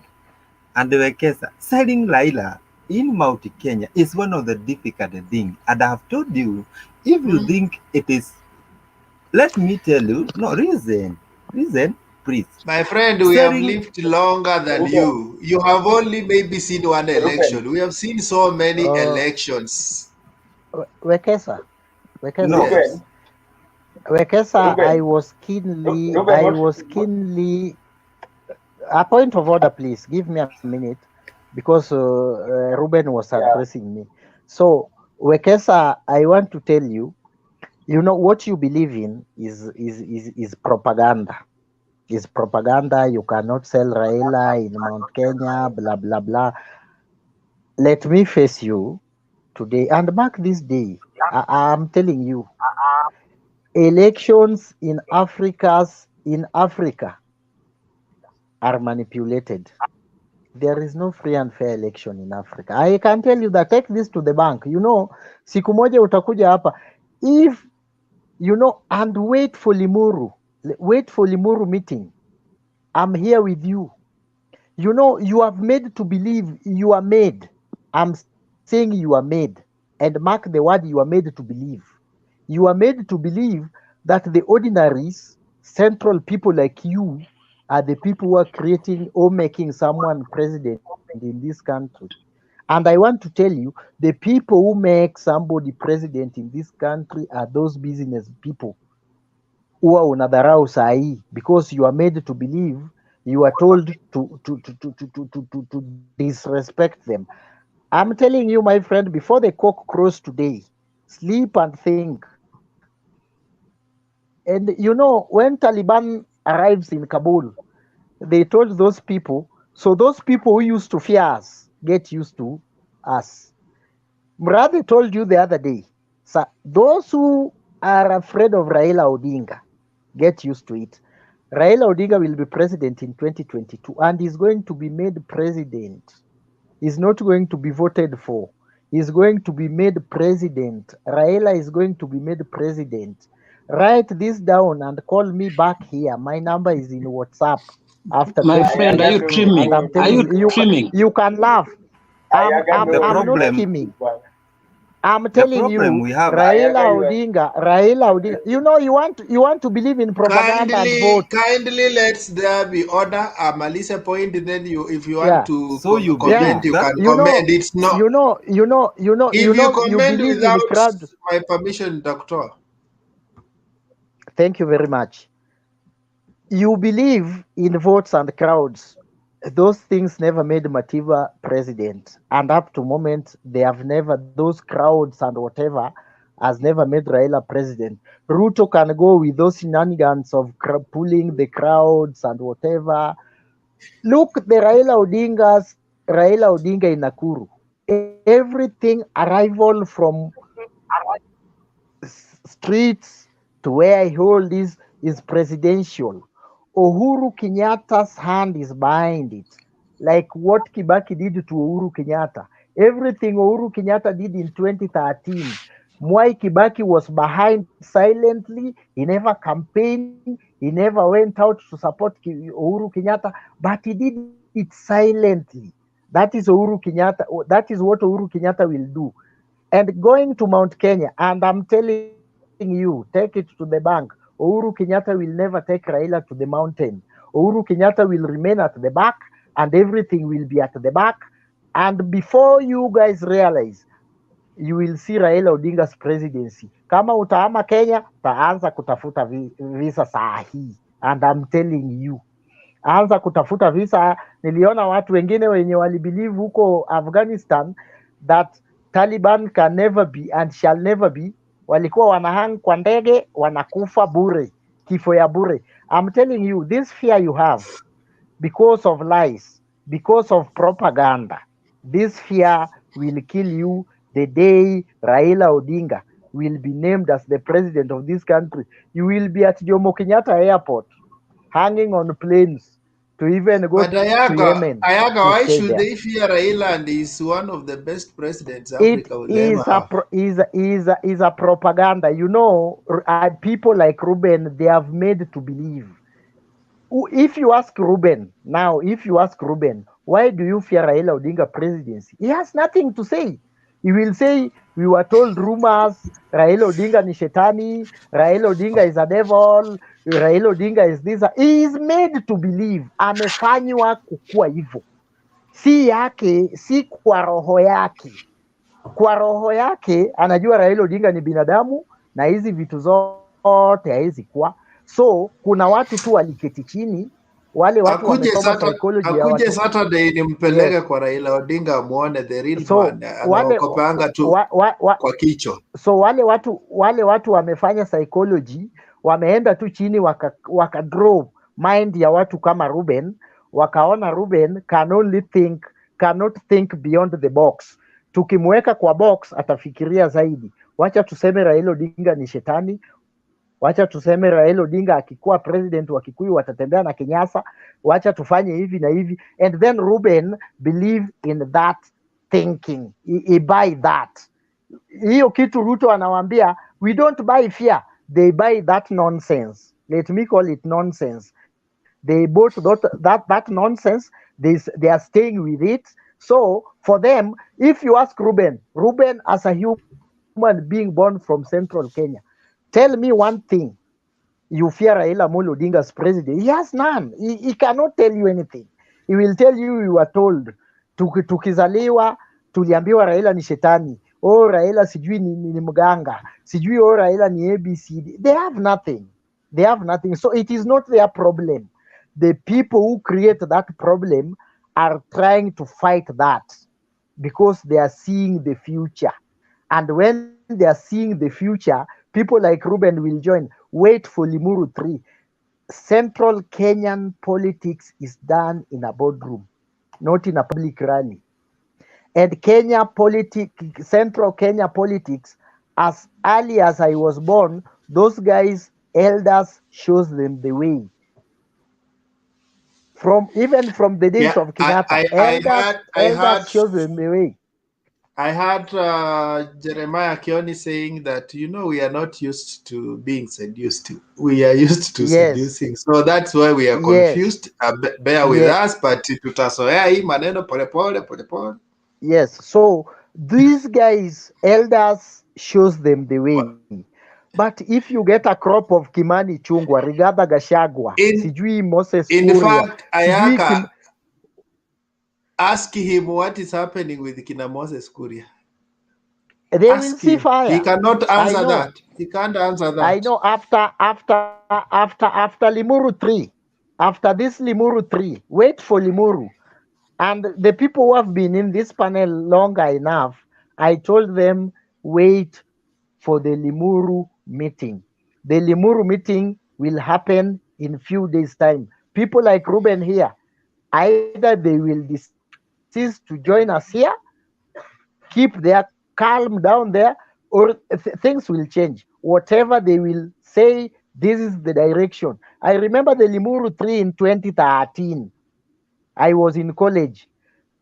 Muchuki told us very well, anybody who want to talk to Mount Kenya, talk to us through Uhuru Kenyatta. Uhuru Kenyatta is the way. And that is what happened. Everybody like Ruben follow like flocks. People like Martha Karua who went against that, Peter Kenneth, they went to the river. They were I'd swallowed like by your the snake. reply, please. So I'm telling you today, Ruben, the Limuru meeting will come in soon before December. My friend, be with me here and be with me here, and I pray that you be. And that is what I've been saying as early as the guys who have been here have been telling them. People like Nancy is from Kiambu, Ishaweri kwa Kinouru. Nikamwambia Nancy, wewe ngoja Limuru meeting. After that tutaongea na wewe kama mtu wa kutoka Central. But for now you are paraphrasing, you are culminating, you are guessing, you are talking things even you cannot substantiate. I think I'm done. Thank you very much. And Ruben, tukutane na wewe after hiyo Limuru meeting. If you will go against the wave and Ruben stand it, wants to you rebuttal. will die. Ruben wants to rebuttal. Okay. Allow him to Let me, respond. Ayaga, what I'll tell you, expect Lemuru 1 is or Lemuru 3, Lemuru 4, Lemuru 5. Expect those more than that Lemuru you are expecting. That Lemuru that will be siding with the Ruto, and there will be those Lemurus that will be siding with the Laila. Expect that, and they won't agree on the, and they won't be on the same direction. I expect that. And also, please ask yourself, who are those behind the Laila? Surely, imagine Nakuru. Laila was with the Akina Peter Kenneth, who was even rejected in Nairobi with even somebody from with the Sonko. He was with Akina Kamada. He is depending on those guys. Surely, those guys, he is depending on them. My friend, when we are going in a new election, you don't talk about people who are rejected long ago. It is the current MPs are the one going to be rejected. In fact, we have seen people lose an election and they come back. So you don't talk about people who lost long time ago. Talk about the current ones. In fact, the 150 MPs or whatever who are working with Ruto might not make it back to parliament. So don't talk about the current MPs. These are the ones who will Just lose allow election. Ruben to contribute, please. Do not interfere. Don't interfere. No, we are debating. Just because you are supporting We are Raila, just allow him finished. to complete. Of course, I've been You are supposed to be allowing the questions. moderator. Listen, I know you I've been support Raila. asking. Wait a Just minute. allow I've Ruben been to asked. complete, please. Wait a minute. I'm saying this. I've been asking people to ask questions they are not asking. The debate is very boring. Can we So debate? let We Ruben have finished. continue. We Let have Ruben continue, finished the please. rounds of submission. We are now on debate. What is wrong with? We have finished the round of submission. Everybody has made their submission. Right now, we are now debating ideas. And I asked even you to talk. You kept quiet. I I said, did not hear. Mala, You I didn't give called me you permission. 3 times. I I was not called you given three permission. times. I called you 3 times, ask Ayaga, and then I moved to Ayaga. So if you are sleeping, my friend, in the debate, don't interrupt. We are Ruben, debating this thing soberly. okay, sir. Ruben, as you comment, I think there's a direction. There's a direction you don't want to go, because if you'd consider even Ruto, the people like Akina Omar Hassan, Akina Khalwale, those are political brokers. Akina Owalo. If you go back to consider Owalo is supposed to be the Nyanza point person for UDA, that's a loser. You know, he didn't make it in Kibra. So if you want to throw stones, make sure that you don't live in a glass house. And then secondly, Ruto will not need anybody to campaign against him. He's already campaigning against himself. You know, the first thing that he's doing pretty well, and I think it's going to really work well for him in finishing himself, is the idea of insisting that he's going to be having only, one party, everybody coming to that one party. And so if you listen to Moses Kuria, and if you listen to Gojiri, you know, the Nakuru guy, you can see the essence of why Ruto will be hurting himself. So maybe as you comment, you might want not to throw stones if you live in a glass house. Thank you, Demba. I think it is Demba. I will handle that issue of Moses Kuria because I think people like Akina Wekesa and other fellow colleagues, they are so happy about that. And I'm waiting that day that I'll see a Central MP having a picture of Raila Morondika in his photo, in his whatever banner, waiting for the election. We have seen that in Kiamban, so I'm waiting that day. And also, let me just handle this issue of Moses Kuria. And then today he was in Nakuru, I think Nakuru, Naivasha, somewhere. Moses Kuria have seen the direction which the Jubilee have taken after purging all the parties. And I'm very clearly understanding Moses Kuria. And he said he is supporting UDA and he is supporting Ruto. But he don't want to purge his party with anybody. He wants to remain in that, but at the top, support Ruto. Remember, even in 2017, especially my county, Laikipia, we had two candidates of governorship, who was the Little Moreithi and the somebody Irongo. And when Irongo was fixed to win the I think that this to win, people rejected him. And even when Uhuru came to Laikipia, he tried to say, he did not say. People told him, yes, at the top it is you, but here at the bottom, give us a chance to elect someone we want. Are we together? So Moses Kuria is right. He wanted to have a party, form a coalition with either UDA or NASA or Raila, but remain with his party. In case kuharibike huko mbele, he will have a bargaining power. And so why do you think Ruto is resisting that? Why do you think he's resisting that? Because he has been very categorical. Ruto unajua Ruto have you been following him? Have you been following him? Ruto yes. Mmekuwa mkimweka. No, listen, Wekesa. I will share the clips here. Mmekuwa mkiweka Ruto maneno kwa mdomo. I will share the clips here. I'm saying what he said, not what we are putting in his mouth. Now, the area is you prepare your house and the other prepare their house, not like the way Akinanatha what they are doing. Let them prepare their house. Let Moses Kuria and their fellows prepare their house. Let Ruto prepare their house, and then they bring together. But not start preparing at the beginning. And remember, there are those who may not want to vote either. Ruben. Yes. That is not the position that Ruto is holding. Ruto said that he wants, as part of his political memory, to be remembered as the only person who brought everybody into one house. So he's not ready to negotiate with the people who are formed, according to him, tribal parties. Okay. Now, so in his own submission, in his own words, not interpreted, his own words, he said, he actually, if you listen to that clip, I wish you shared that clip by Kuria. Kuria said they have learned. They don't want to be forced. And if you see a politician saying we don't want to be forced, it seems there's some pressure from somewhere for them to wind up their parties and join UDA.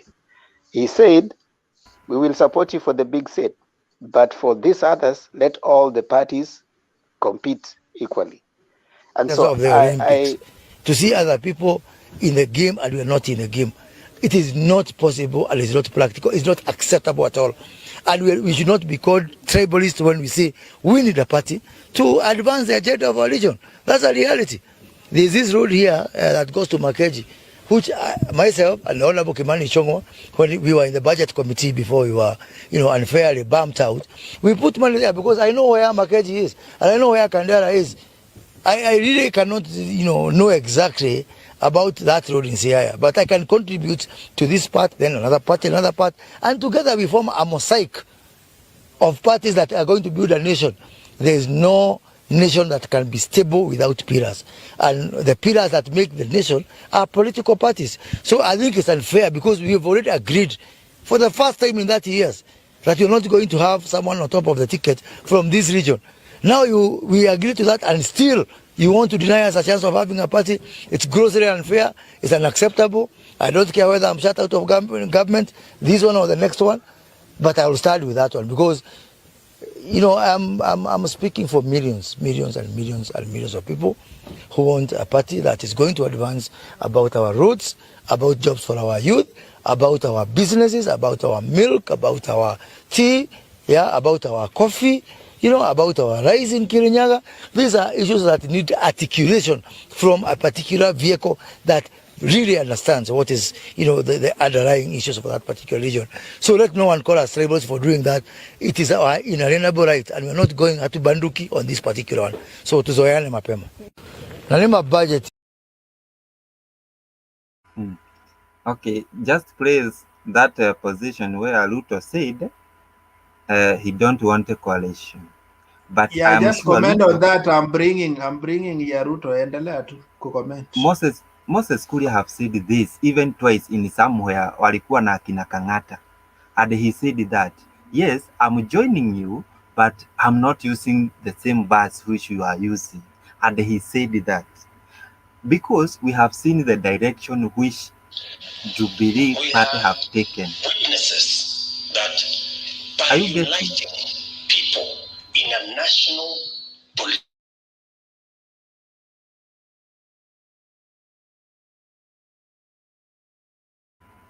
Yes, he don't. Like what they did in Juja and what they did in Kiamba. And Uda wholeheartedly supported Pep, his Moses Kuria party, and we never had a problem. In Igaturi, they supported the Pep party, and there was no problem. Moses Kuria is Moses not in PEP anymore. Moses Kuria, what is in very keen not to purge his party with Uda, and then we face the consequences which have faced with Jubilee after Ruto purged his party with Uhuru. Remember, if Ruto did not purge his party like what he did, this could not be happening because and this is what happened with NASA. Kalonzo never purged his party to form NASA. Wetangula remained with her, and that is why they have remained powerful up to the last minute, and that is what Kuria is after. I think So don't me. Yes. Ruben, as to what you have said right now, that was now a position that Ruto doesn't need any people from outside to bring him down. He's going to bring himself down. He continues in the tangent that what he wants is everybody else to leave their parties and join UDA. And that is a position that I think Wekesa has got in the clip. Unajua, this is kind of media and the kind of propaganda the media have been using to fight Ruto. But Ruben I'm is not sure propaganda. It is there. It is what he said today. Wekesa, do you have that clip? Ruto was referring. Ruto was referring on the issue. No. Wait, Ruben. You don't want Okay. to be in Ruto's speech.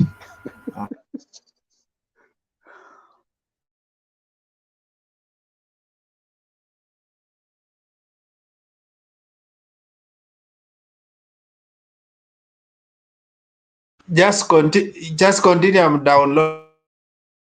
Problem. Okay. Continue, Ruben.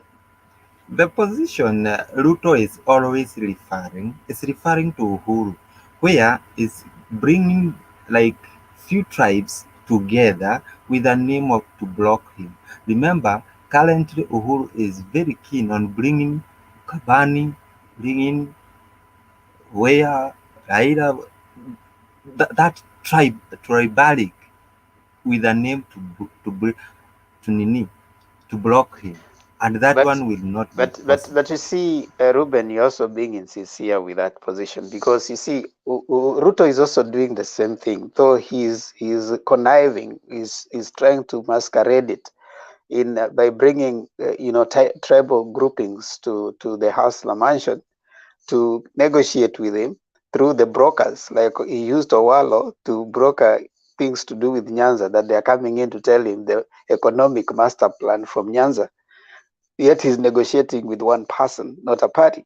Then he's bringing this guy Mweke came from Machakos the other day, to bring the Kitui things, and of course so forth, and Mombasa. You remember those guys coming, and the other day you saw Halwale running some meeting, trying to say that these are the issues that are affecting Western people. So Ruto is actually doing the same thing. One thing he's running away from is having to negotiate with political parties where there will be responsibility. Witnesses that by uniting people in a national political party and national political movement, a lot can be achieved in matters development. That is why we refuse to be divided. We refuse to be driven into tribal parties, because it is in tribal parties that division and hate reside, and we all become losers, because once we are divided, our strength is reduced. We decided about 150 members of parliament decided that we will not buy the politics of division. We will not engage in ethnic parties. We will unite, form one strong national party that will unite all the people of Kenya. And that is why we have the United Democratic Alliance. Shida yao kubwa, wanajaribu kutafuta mbinu ya kukosa kushindwa, lakini hawajui ya kwamba Wakenya wanatafuta ni nani ako na agenda, ni nani ako na mpango ya vile wale hawana kazi watapata kazi, wale hawana biashara watapata biashara, maisha yao itabadilika. That's what Kenyans are looking for. And you cannot find the formula to win unless you have the agenda and the program for the people of Kenya to buy. Hamwezi tu kusema tunataka kukutana ndio Ruto ati tushinde. Sasa nitakosaje kushinda nyinyi na hamuna plan? Na Wakenya wanatafuta plan, na hiyo plan ndio tuko naye.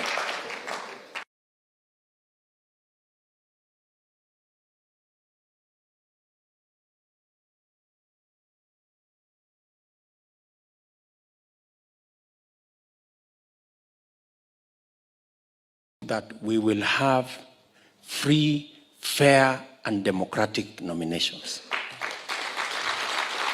Usipo kama aspirant, if you don't remember anything from this meeting, just remember one thing, that I have said, you will have free, fair, democratic nomination. Because you can never build a serious national party if there are shortcuts, if the voice of the people does not count. If you do not have democratic nominations, you can never build a party. Mnanielewa? Kuna watu wengi ambao ni marafiki zangu.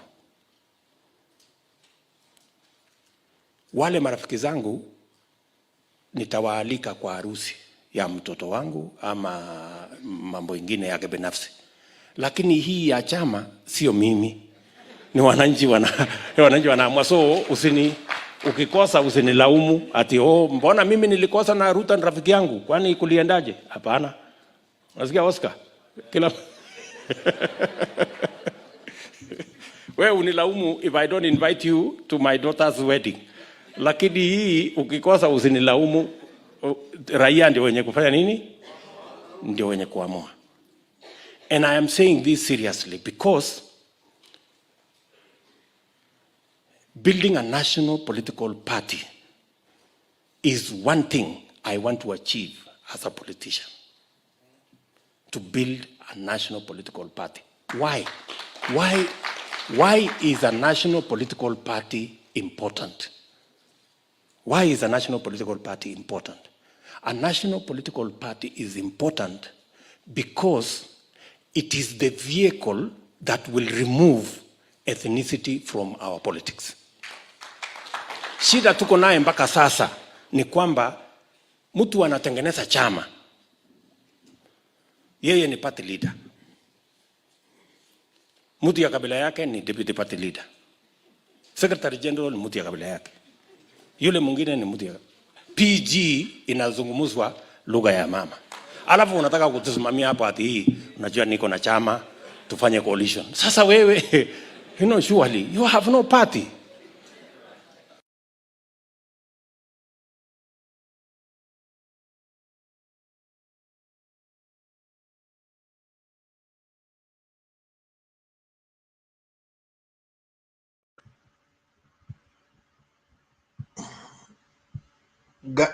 Guys, sometimes it's good to discuss based on issues. Now, that is from the horse's mouth. Hataki drama na small parties, hizi vitu zingine.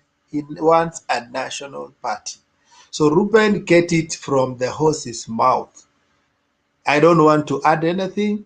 He has spoken and he did not speak in passing. I have brought, those are 2 days events.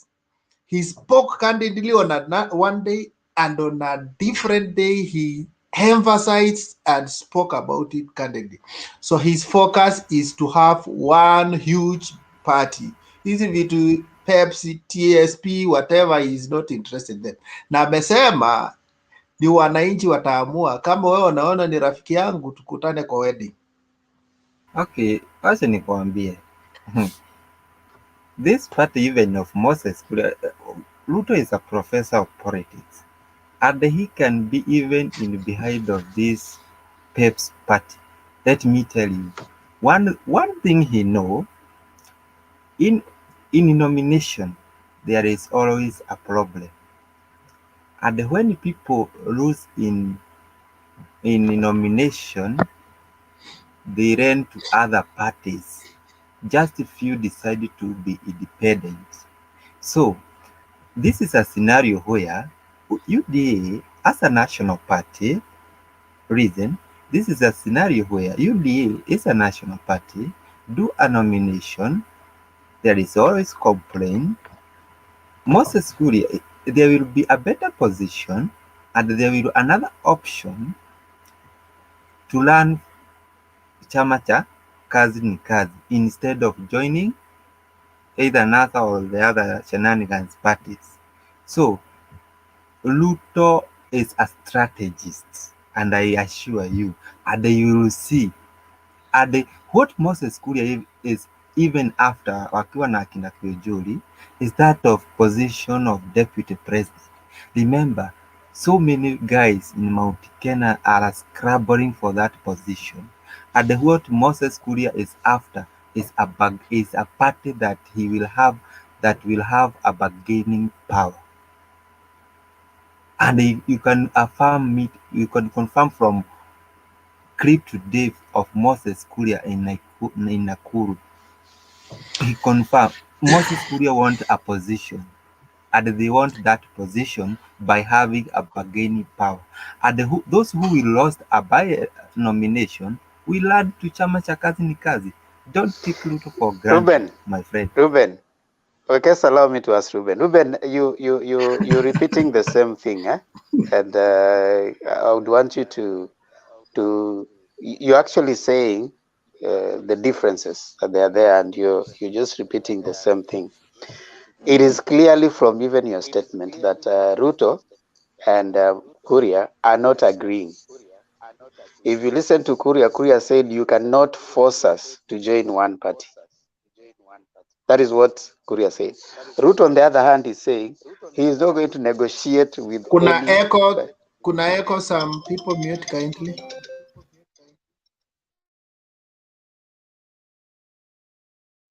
Is it mine? Proceed. Ruben, you realize that from Kurias hata alipomaliza statement yake alisema tuzoeane mapema. Yeah, tutakuwa na party yetu. So the fissure, the point of disagreement is at that point where Kuria doesn't want to talk to Ruto as we are under you. No, he has a party, you negotiate with me as a party. And we have a coalition. It is not for Kuria or Ruto. Ruto doesn't register parties. It is the register of political parties who registers parties. So it is not up to him to decide which one is a party and who is not a party. So when it comes to coalition, they will come to him as party leaders. Now, Ruto is not up to that. That's why I was telling you that you might think he's a strategist. You know, the moment we'll meet here on 2022 is when we'll say which strategy worked or didn't work. But what I was submitting is that Ruto doesn't need to be fought by anyone. He is his own enemy. He fights himself. First of all, he wants to be a king, you know? And you see, a king says, you see, I'm even find it funny that at some point he's saying that political parties are made by free, fair nominations. And that is not what happened to Jubilee in 2013. You remember?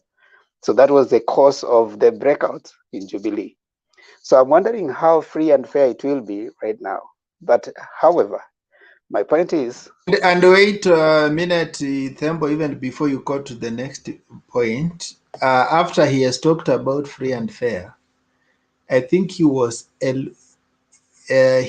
having fears of people who will lose out on the nomination. And he said that there will be many opportunities. So if you lose out on nomination, we will still accommodate you somewhere. And that I can see where he's coming from. He's seeing Mount Kenya, if he approaches it with many parties.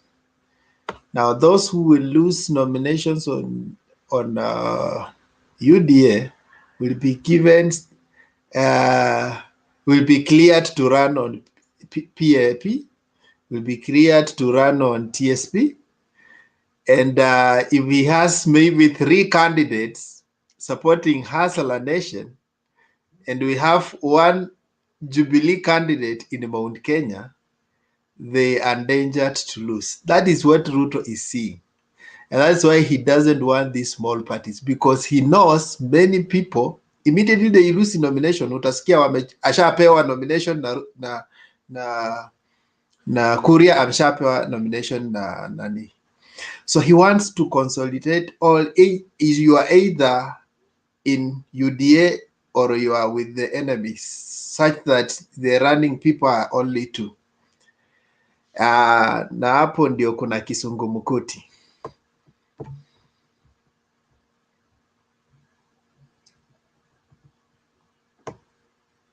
Ruben amepotea.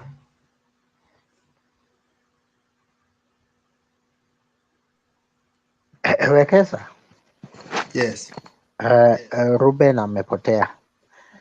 And you know, I want to tell Ruben, I wanted to tell him this one, the one thing.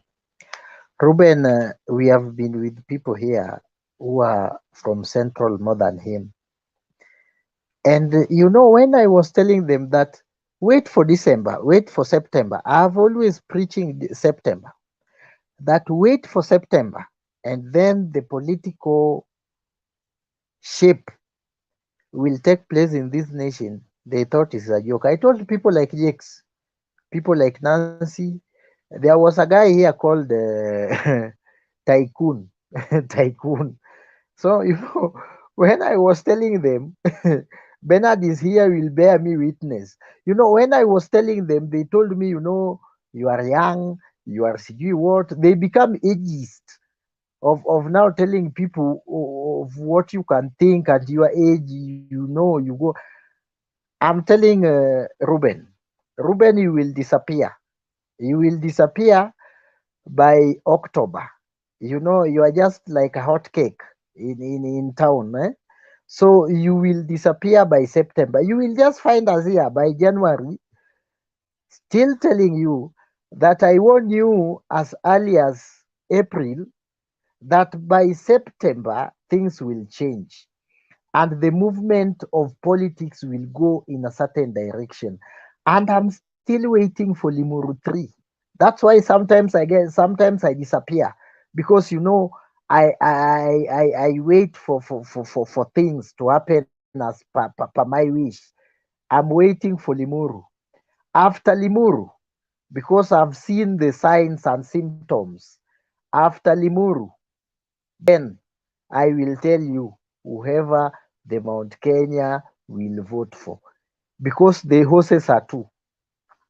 Take this to the bank. The horses are two. William Ruto, Raila Odinga. Double R. The another horse we have is called Okoa Kenya. Those are disparate people. Who are looking those are opportunists. Let me call them opportunist people who are saying now, let us go to the ballot. The number of MPs we got and the number of votes we got, we deny the winner 50 plus 1 so we can bargain. Maybe in a case of a runoff, I want to tell them if they are preaching for uchumi bora, look at what a snap election cost us in 2017. I'm praying that we don't go that direction again. Let us have a clear win. If election will be held in next year, October, let us have a clear win at once without a repeat or a runoff. Yeah? So that we can deny these opportunists a point to prove themselves. Because for them, they are opportunists. In Okoa, Kenya, what I know in Okoa, Kenya, with the information I have, Okoa, Kenya is two people. It's two people. Is one Musalia Mudavadi who is bitter. I don't know what Raila does for him, maybe. But he has not proved to compete Raila because even in Vihiga, governor there is Raila Odinga. Some MPs there was gentleman agreement. Like Mohaya, where the former unionist hails from. Yeah, it was a gentleman that ODM don't field the candidate. I can't imagine somebody want to be a president and when ODM field the candidate in Mohaya, the ODM will beat him. When ODM fields a candidate in Vihiga will beat him. So it is Musalia Mudavadi and Kalonzo Musyoka. If you remove those two people from that coalition, there is no coalition called Okoa Kenya. Because with the time I know Gideon Moi will leave. Atatoka huko. I know Moses Wetangula atatoka. Then these two people will remain with the Okoa Kenya. And I'm sure are you not preview of today's meeting? I know that meeting, yeah. They're almost closing the deal. These guys are together. Relax, Wekesa. I'm telling you this because maybe I have some information, and we know what is pushing these guys. These two. Yes, these two cowards cannot just wake from their cowardness early in the morning and then think of something called Okoa Kenya. There is a force behind them, and that force is what is bringing confusion. Because if you have me Ayaga today, I'm running for president. There is a force behind me, and that force is what we want to deal with. After we have dealt with the force, and then we will meet the real people, and we will prove their cowardness. About Owalo, karaoke is back.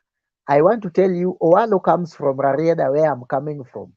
By the way, we are in the same constituency. So if you see Owalo, Owalo has a lot of history. Owalo has a lot of history. His grandfather is the co-founder, Joanna of Owalo, is the co-founder of this Nomia Church of Kenya. He was given the Nomia Church of Kenya. If that guy, the Nomia Church of Kenya, the number they have in Kibra is like 10,000. because that's where they are based here. Even the headquarters is here in Nairobi. If he could not convince even half of his church members, his grandfather church members, the only religion in Luoland that circumcised people, yeah, to vote for him. I wonder why. I'm wondering where Rarieda, where I'm born, and I'm familiar with those terrains in Rarieda constituency, and I know how those people behave when it comes. In 2007, let me tell you the history of Rarieda. It is only Rarieda that is the only constituency. Go to the IBC data that give Raila votes and Kibaki zero. It's only Rarieda. I know how those people vote. So if I see these shenanigans, Owalo is telling William Ruto, I wonder. Because if Owalo push the Rarieda people to the prick, Rarieda people will vote Raila 100% sure. And William will get zero. Take that to the bank. And we made it in 2007. When Kibaki forced us with Tuju, Tuju came here. Tuju comes there with a lot of bragging. Kibaki got zero. So take it to the bank that Owalo is lying to one William Samuel Arap Ruto. He cannot convince the people of Rarieda where I come from. Even if I stand with Owalo today with the money he has and with the propaganda, little propaganda, I'm going to beat him hands down in Rarieda. So Owalo and likes of Samuel Chuodo, the people I saw there, and some of them are the people who are campaigning for Kidero in Homa Bay. They have notified for the man the soil. It is now home stretch. Raila Odinga will be Homa Bay tomorrow. After tomorrow, we go to Kakamega. I want to tell you, karaoke, after Kakamega, we are going to Coast. And then the public declaration will come to Uhuru Park. Uhuru Park, the place William Ruto has been avoiding as a plague. The Uhuru Park. The Uhuru Park, my friend. Then after that, then you will say William Ruto has been campaigning from 2017 up to now. Raila has a campaign only for maybe 4 days, and then we will compare the notes. Tutakutana hapo. But for now, let us chill. Thank you very much. Ayaga, let me teach you something because I see you are very behind. And let me teach you something. Do you know why Uhuru is so much concerned about Oka? Do you know how many votes the NASA coalition had come 20 allowed 2017? Let's just assume they had 6.5 million votes as NASA. For example, Ruben. listen. I talk, I just submit, and then you'll answer. I'll answer. No, I'm saying ukimaliza nataka bring in the new people who have not talked. I'm just alerting you, I'm not disrupting you. Ukimaliza tuende kwa Bernard, then we have Jack. Yes. Wekesa. Yes. Let him teach me. Let him teach me. I'm taking the Yeah, notes. I'm just alerting you because people are telling me we have lost the topic. So ukimaliza, we have Bernard and Jakes, and you still remember the topic is cabinet reshuffle, and are we going to form a government of national unity? So Malaysia Bernard. Okay.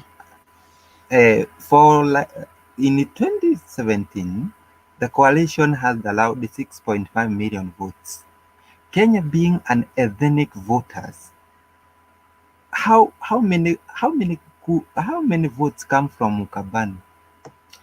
When Mudavadi alisimama in a certain election, how many votes he garnered? Around 500,000 votes. Assume today Kalonzo vie for president, he will automatically get allowed 1.5 million votes from Mukabani only. Then if the Oka go ahead and stand against it, I do not support Raila, from 6.5 million votes, subtract automatically 2 million votes. How many votes remaining? 4.5 million votes, which I'm not sure Raila will get from Mount Kenya, and that one I can tell you to take to the bank. So, by underestimating Oka, it's a very, very big problem to Raila, and that is why. Remember, if Raila was enough, Uhuru could not be as insisting on about Oka. He could be telling him, now you have the votes, and because I'm behind you, let's go. But Uhuru is aware if this happened and if Oka goes separately.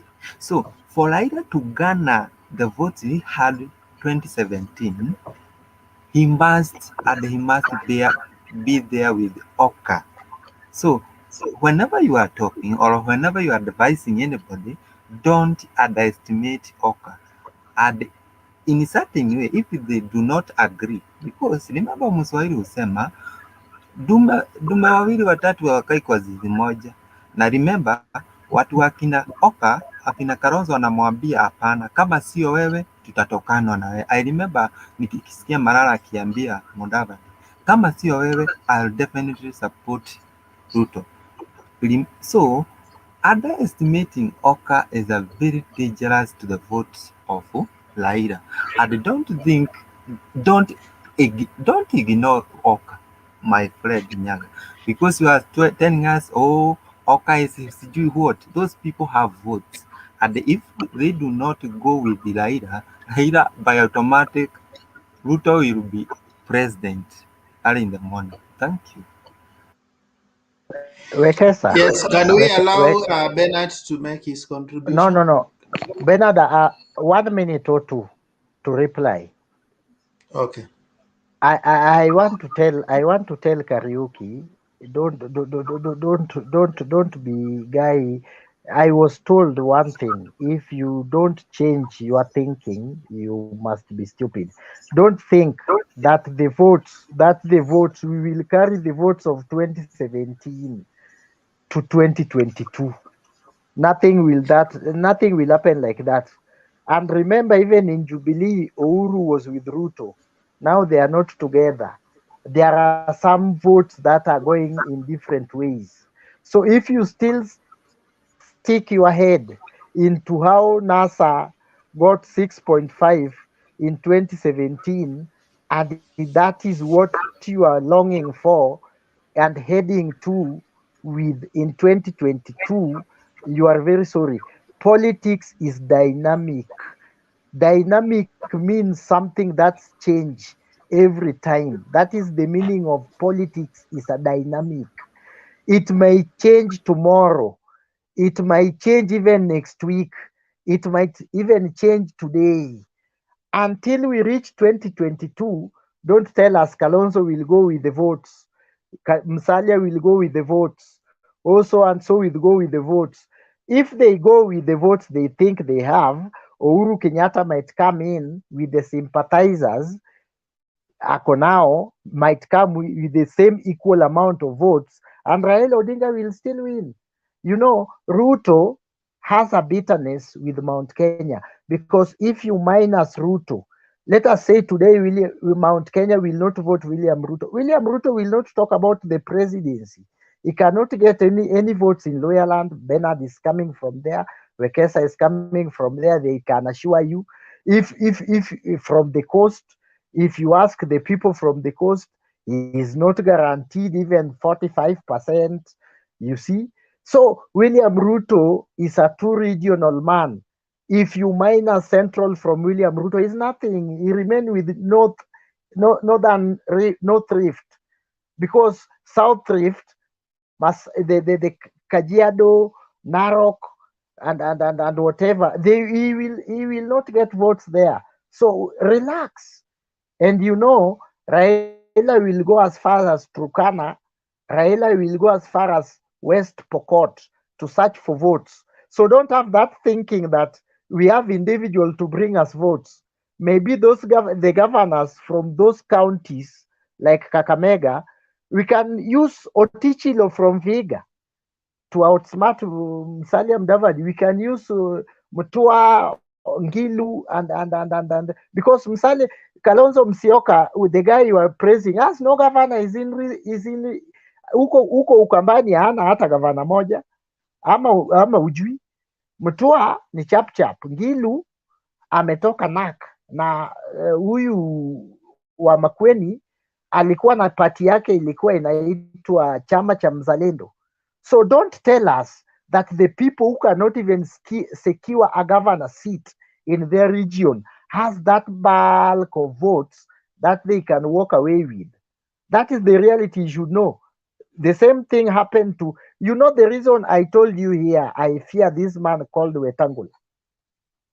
If Wetangula walks from Raila Odinga today, because this man called Wetangula, as much as you guys memdarau, from 2013 to 2017, that guy has maintained 2 counties under his grill, which is Bungoma and Trans Nzoia, and he has been winning the governorship there successfully. Compared to Musalia Mudavadi, in 2013, Akaranga was not from his party, and he ran for presidency. Yeah. In 2017, Otichilo is from ODM. Where He's not Lusaka from his was party. on Kanwewe. Bungoma, Lusaka was on Jubilee, not For the Kenya. My friend, Kenya. Lusaka was from Ford Kenya. Wewe ni Mluya mgani bwana? Lusaka was Lusaka from Ford gani? Kenya. Lusaka the speaker was from Ford Kenya in 2013 as a governor. Wekesa. Then akachaguliwa aje na Jubilee kuwa nini? Hapana. Alijoin Jubilee akapigwa na Wangamati. Wangamati was from Ford Kenya. Now in 2017 he was in Jubilee. Ayaga, you are right. Akashindwa. Ayaga, you are right. But the only part tumekosea kidogo tu Ayaga. Nani, it is not true that Wiper has no governor. If you go to even Google, Makueni governor is elected on a Wiper ticket.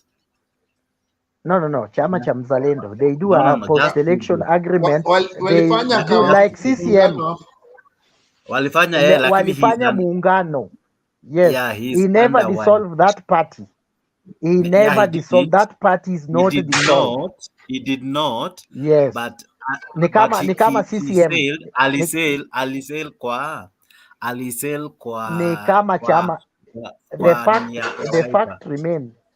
The fact remain.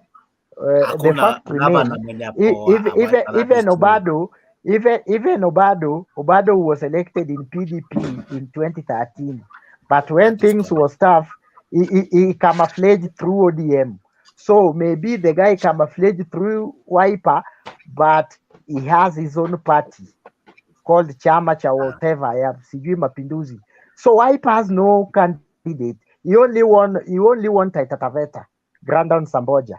I was forgetting. Do your facts right. Yeah. Yes. Yeah, Taita and that is Taita correct. only Taita. So you can't tell me a guy who cannot bring even a governor from his region has that much impact. Politics is perception. All these things you are saying are perception. My friend, stop perception. Bring the facts. It's correct. Yes. And I agree with you. But you see, if I also agree with you, I also ask myself, you have also said that politics is dynamic, right? So don't you think he has grown, given that he didn't have a Machakos senator, now he has? So don't you think now he has grown? He doesn't have, because the guy Machakos senator is from Wiper, Kavindu. Is from Wiper. After they begged the chap to withdraw. How many votes I did think the yes, the wiper, the chap withdrew the candidate under Uhuru Kenyatta soda at the last hour.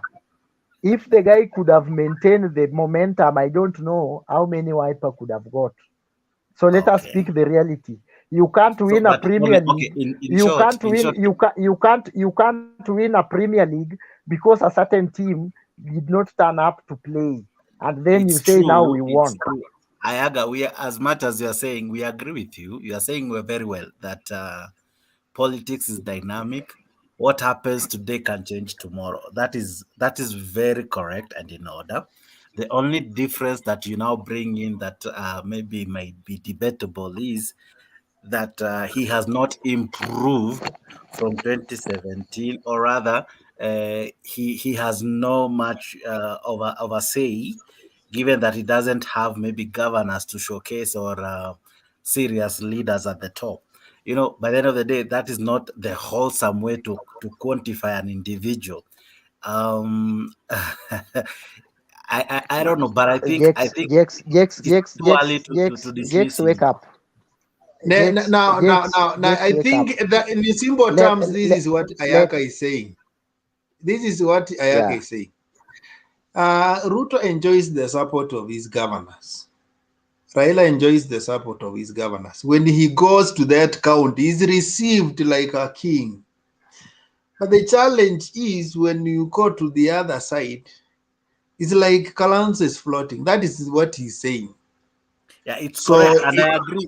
And up to that point, I agree 100%.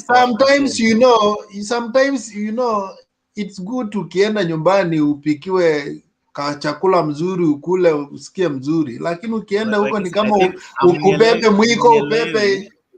Amwelewi when I say I agree with Ayaga that 2017 does not determine what will happen in 2022, and he rightly said.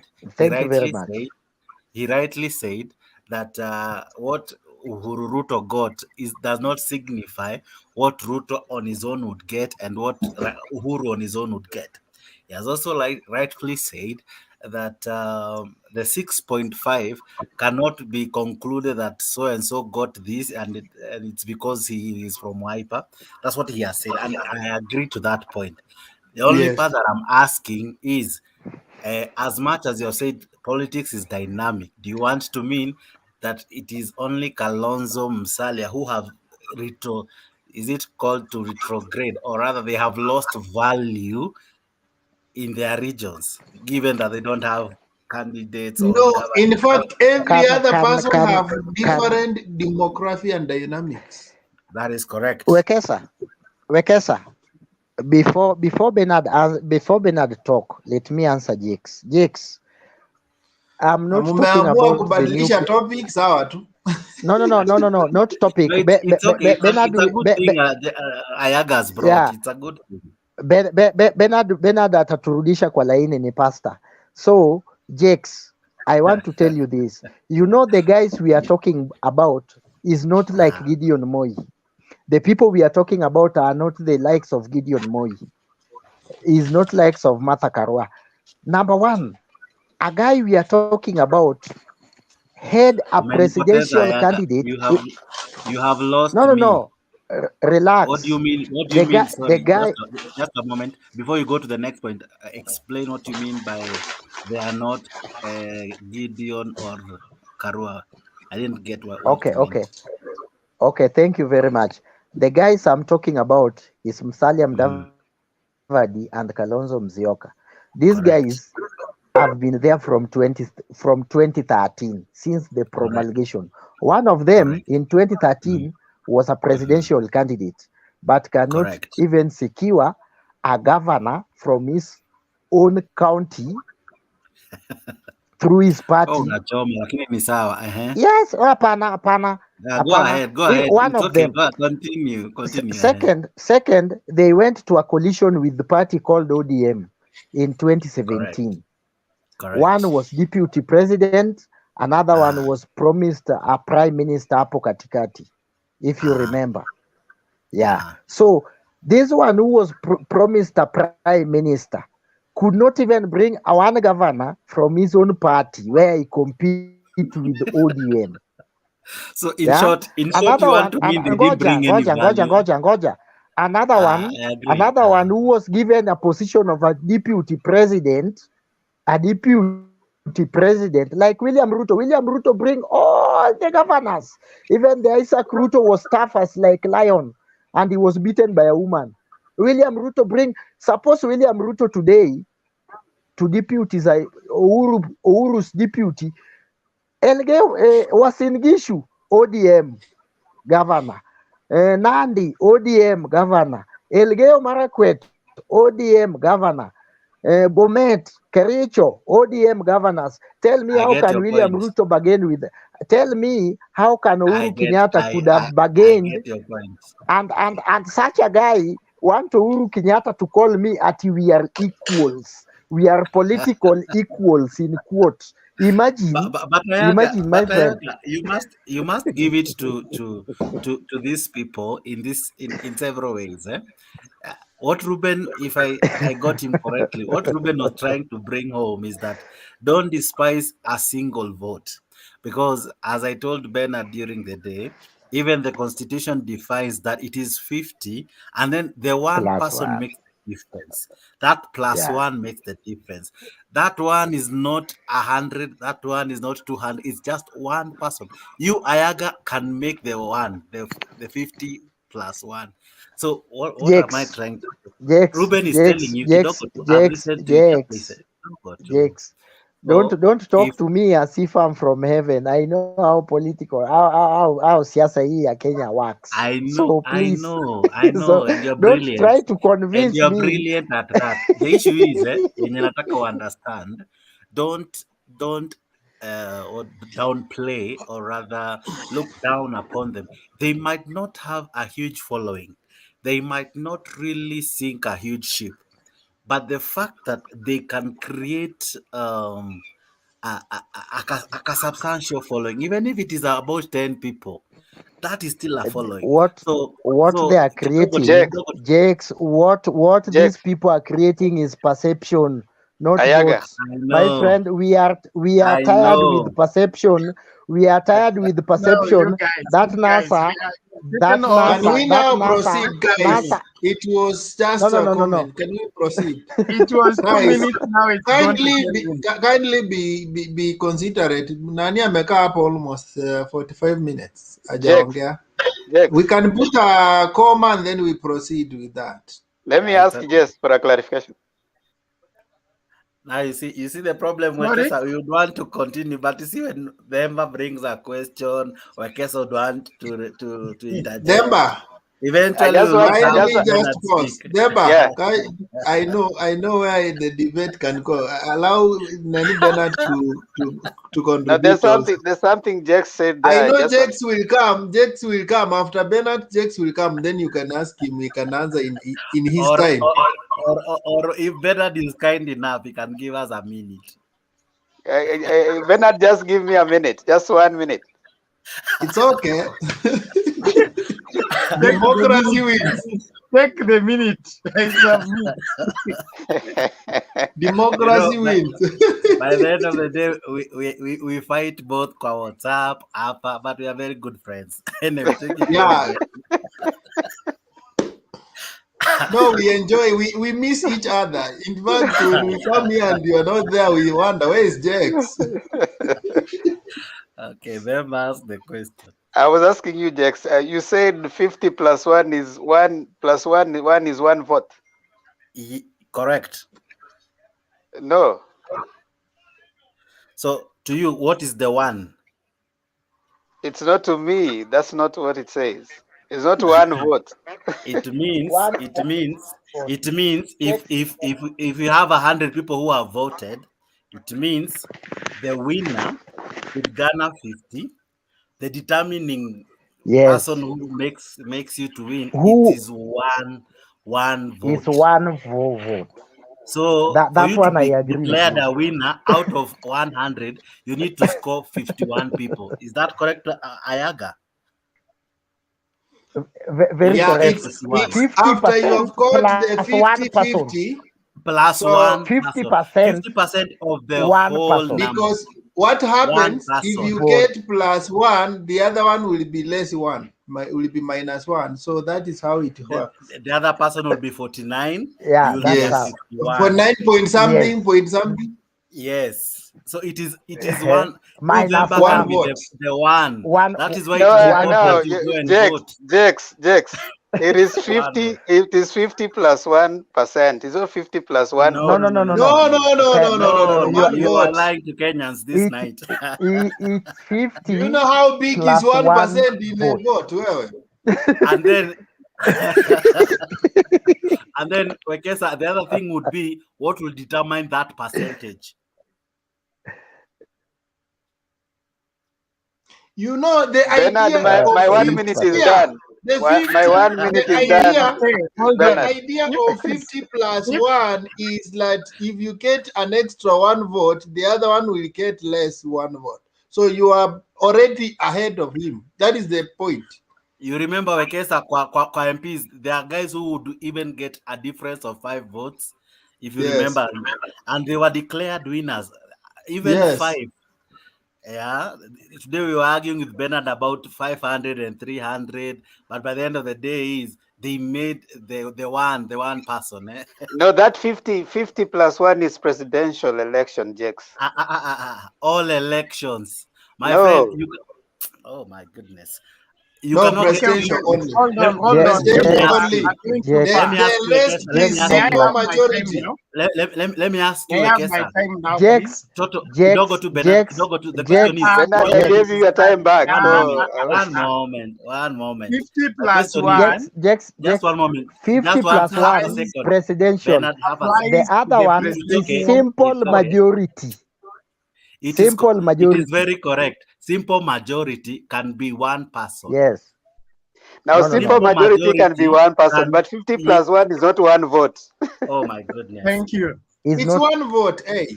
It's not one vote in the 50%. sense that how does one vote translate into the other one getting 49%? Very correct. Okay, it is 49.999 whatever, but the idea is this: he has not crossed the bar. No, Wekesa, the constitution is very clear. A moment where people, a moment where you get 50 and I got 50, we are now being determined by the majority vote. If you get 2, I get 1, you win. If you get 3, I get 2 votes after 50, you are the winner. So don't tell us it is after 50 is now simple majority.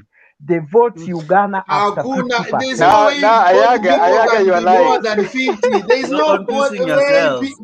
people can be more than 50. 50 is the maximum. There's no more than 100%, my friend. Unless you are doing the Tarakanini 101%. Wekesa, the question is this. There's what we call total vote cast. This is how it will be calculated. It is very simple. If you have 100 people who have voted, how do you get the winner? If 50 people spoiled the votes, how many votes are valid? 50. Is that correct? Yes. Is that correct? Correct. 50. Correct. Now, how do you get the 50 plus 1? It is that of the valid, not total vote is cast. that person who total after everyone has been counted, that means after the valid vote has been counted, it is that person who is able to get half the votes plus a one vote. Because you cannot do 6, and then the other person. That is the correct version. That's a percentage Demba was trying to bring, my friend Yonigata press. Jex. Hold on. That 50.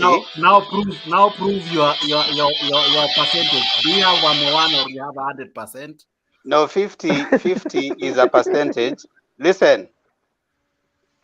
50. Now let me ask you guys. You have run maths. If we talk about 50 plus 1%, so you just say 51%. Why do you say 50 plus 1? No. If you are adding 1%, then it The becomes Constitution does 51. not even mention the word percent. What are you meaning? No, let me ask does you. not mention the word percent. Let me. That's what I'm telling him. If it's a No, percentage, hold on, instead of Wekesa. what I'm saying, James, which you need to get, if the 50 is the 111, and then we have an extra one, so it just becomes 51. But now, when we're talking about 50, one is presumed to be a percentage, and the other one is an extra vote. Correct. A big lie.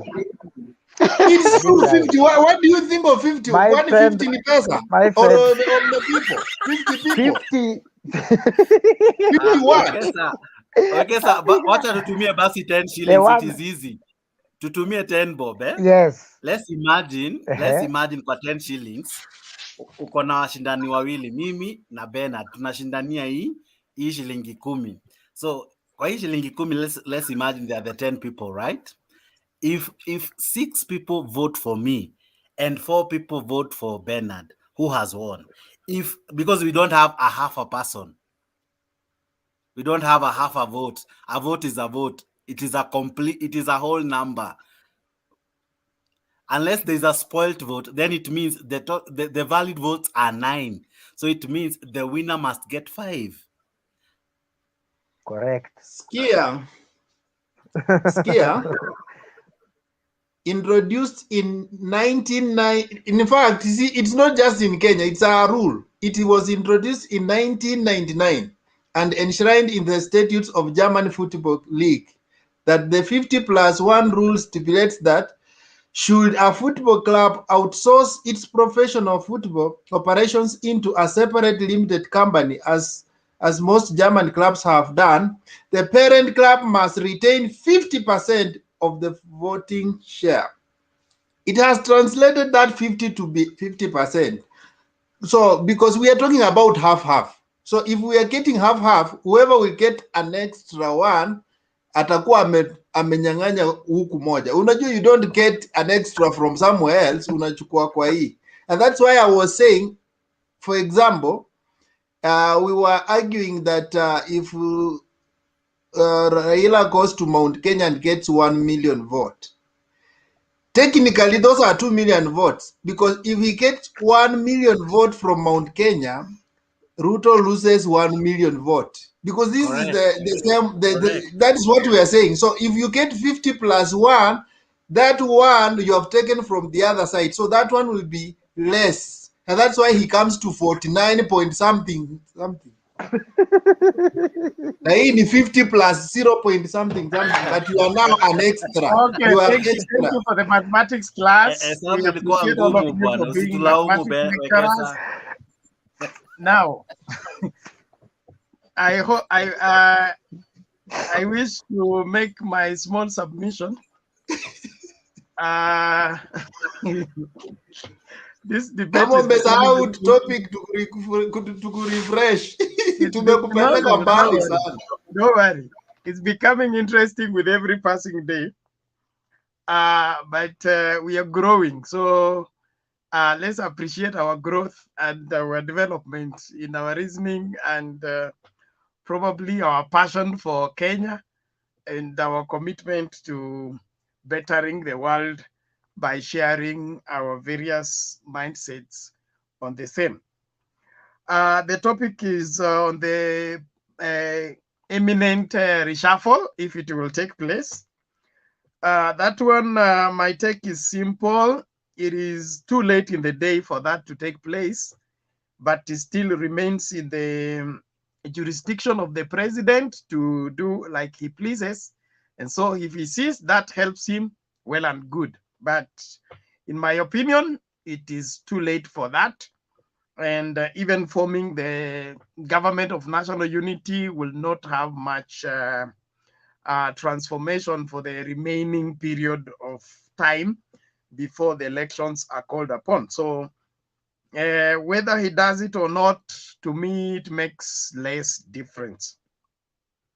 On the UDA and the nomination promised by William Ruto, the DP.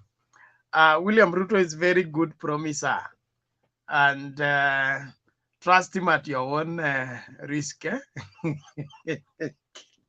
But one interesting thing I Wait, see is that is still that part of the topic? We did not prepare for that, but no, ni sawa there tu. was that discussion. I'm responding. I'm not even debating. Oh, I'm ni responding. sawa. It's So okay. we even had a clip played, Vane, Jex.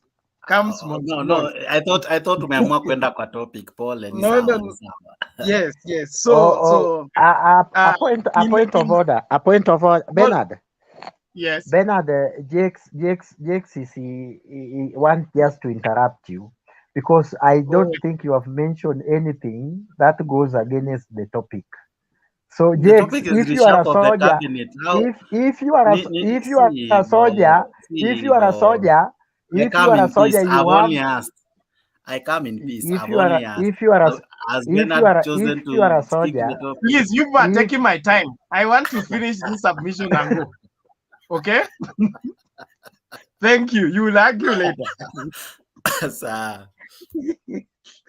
Now, Leo, today on you the guys are nomination, ungovernable. when the DP gives an assurance to all the people, to the aspirants of UDA, that they will get a free, fair, and wherever credible nominations, he ends up saying what he is not saying. And one of the statements he emphasizes most is that to build a national party, you must not apply shortcuts. Is he in any way telling us that Jubilee failed to be a national party because of shortcuts? Doesn't that confirm the outcry of the people in Mount Kenya who claim to have been shortchanged at the nomination? And if the nominations were presided over by one William Ruto, does that in any way give somebody a reason to fear the UDA nomination in case you are in UDA and you're not the best friend of the DP? Although he came up and said friendship is for inviting people in weddings. And probably the other place is where. Secondly, I think is who? Henry or who? There's the other guy. I can't see his name. I'm using a small screen. But he kept on saying that Ruto is a strategist. He has strategized for the smaller parties in Mount Kenya so that they will have a fallback in terms of Ruben. Ruben, sorry. Yes, Ruben. Is in case there is a fallout in UDA after the nominations. And I say he's not even a strategist. Ruto is one clear characteristic that reveals him clearly is that he's a schemer. And a schemer is somebody who places certain, who anticipates certain outcomes and prepares the certain cure for that particular thing, but that remains within that particular circumstance, whereby if I'll be hit this side, Jesus said, you turn also this other side. And it's only in one time. That is, the person has hit you here, then you turn this other side. It does not translate all life, that every time somebody hits this way, you turn this way. So him being a strategist of setting up smaller parties, he's the #1 campaigner against smaller parties. In fact, he has branded them as tribal outfits, and then is dismissing them that he cannot negotiate with tribal smaller parties as parties. He wants to negotiate with the individuals. That in itself is a thorn in his flesh, which I believe is going to be the stroke that breaks the back of the camel as far as the Mount Kenya vote is concerned. And Ruben claiming that his reference to tribal parties is only on Jubilee or the other parties that are working out a coalition to face him, that is being naive. The DP is very straightforward on that matter, and the reason why he wants UDA to be the only single party where there are candidates all over the country is because he's hoping to have the majority, and having the majority gives him political clout. He gives him negotiating power. So he's not even in this to necessarily win the presidential elections, but he says in case he loses the presidential elections, he needs to have soldiers on the ground to prove that he has a political stamina. So he would do anything to get every other party to wind up and end up into UDA. And that leaves me wondering, hasn't he been the proprietor and the campaigner of multipartyism? And now that he wants other parties to fold up and join one, isn't he now the best person to preside over a one-party state when he becomes president? That is speaking more than we are reading. And so we need to tread carefully and be sure that what we are voting for is exactly what we are looking for. And then he wants everybody to join UDA, and then when everybody has joined UDA, he's subjected to nomination. My question to the DP, with all due respect, why isn't he also offering the presidential candidate to be subjected to nomination? That he can bring in Martha Karua, bring in Moses Kuria, bring in other people that want presidential. Then they meet in Kasarani, let them be nominated before he is declared the presidential candidate of UDA. Is he ready for that? Then if he's not ready to subject himself to that law, why would everybody or anybody anywhere trust him that he's going to give you a free, fair, and credible nomination? That leaves a lot to be desired. The Oka people and the Raila threats. These people, it's not even a matter of underrating them. It is a matter of them sleeping on the job. Okay, it's just like when people were growing, you refuse to grow. Then when people are old, you demand that they treat you as an old man. And now the question is, we were born the same year, yes, but I did my growing, you did not. So why should you now be treated the same way simply because we were born the same year? For Kalonzo, he has nothing to transfer to Oka. Okay, if he walks away from Raila, he can easily be replaced. Raila can take Mtua, Raila can take Ngilu, Raila can take Kibwana, and the Kamba vote will all go to Raila regardless of what Kalonzo says. As far as matters remain today, he has no control over the Kamba vote like he used to. And Ayaga and the rest have done a good work by giving you the analysis. The county government of the Eastern are all with the other parties. And so Kalonzo has no much bargaining power. And also that he has been sleeping from 2017 until now, that he has not reclaimed what he lost. And so he has no much threat by joining whatever. He can even join UDA. There is no problem. There is no guarantee that he will take the Kamba vote to UDA. And that also goes for my DVD, my village Oga. He has also refused to grow. He has refused to establish himself in ensuring that he grows his political stamina. So even if Madividi joins UDA, we can easily pick up Oparanya, and Oparanya will deliver more votes from Luya land than Madividi can bring on the table. And so it is as good as a finished matter. On issues of William Ruto, the only vote that he can be bragging about right now, depending or rather judging from what we are hearing on the ground, and the ground that is hostile, happy, and excited about voting him in is the 2 million from the North Rift.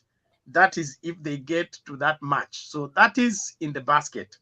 But the other 6 million from the mountain, that one is up for grab, and he may not even get 50% of the same. If he gets 50% of the same, he will have tried. But the mountain being what it is, if I were William Ruto, I must be very much afraid. Then his inroads in the other NASA areas, I don't think will translate into votes. He would just have the same thing we had in 2017, when Jubilee camped in the coast from 2013 all the way to 2017, giving out land title deeds, kina Mungaro, Wakingara na mashati ya Jubilee.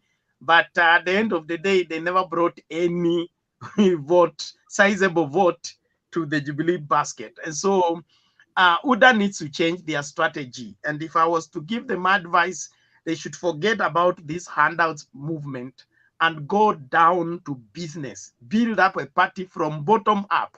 You can't be preaching bottom up and you're afraid of building your party from bottom up.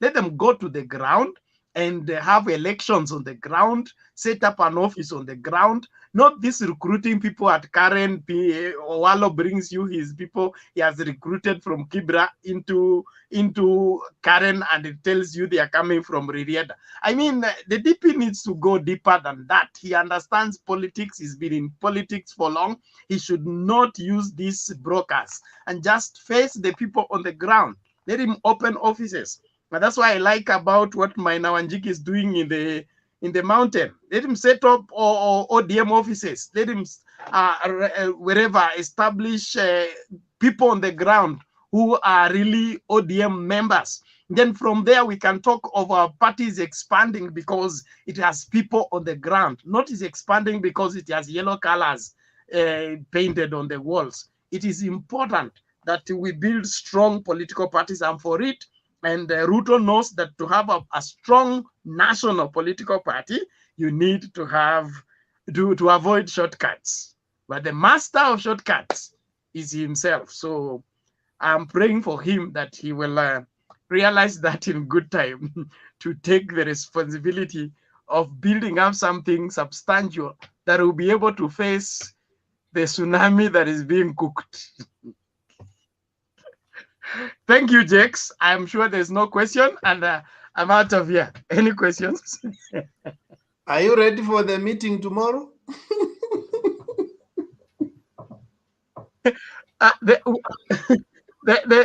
I'm ever ready. I don't get ready. I live ready. Oh, so you're speaking from Nyalugunga? No. I attend by satellite. Well, okay. Yeah. I thought you had traveled, so it's okay. No. I gave out my laptop to somebody to use, so I'm on phone. Okay. Oh, now the way nilikuwa nataka kukuachia now, what do I think I can't access the back office unless you have the authority of giving me the back office. On phone it can work. I don't know. If you send me the code. Okay. I'll try. Let me see. Okay. Okay, Jax, now it's your time. You or Jax, are you available? Extremely available. Yes, Jax and then Mugambi. Jax and Mugambi haven't spoken, although Jax have made a lot of noise, but he hasn't submitted his. Thank you for summarizing me. You're good. You know, it is only here.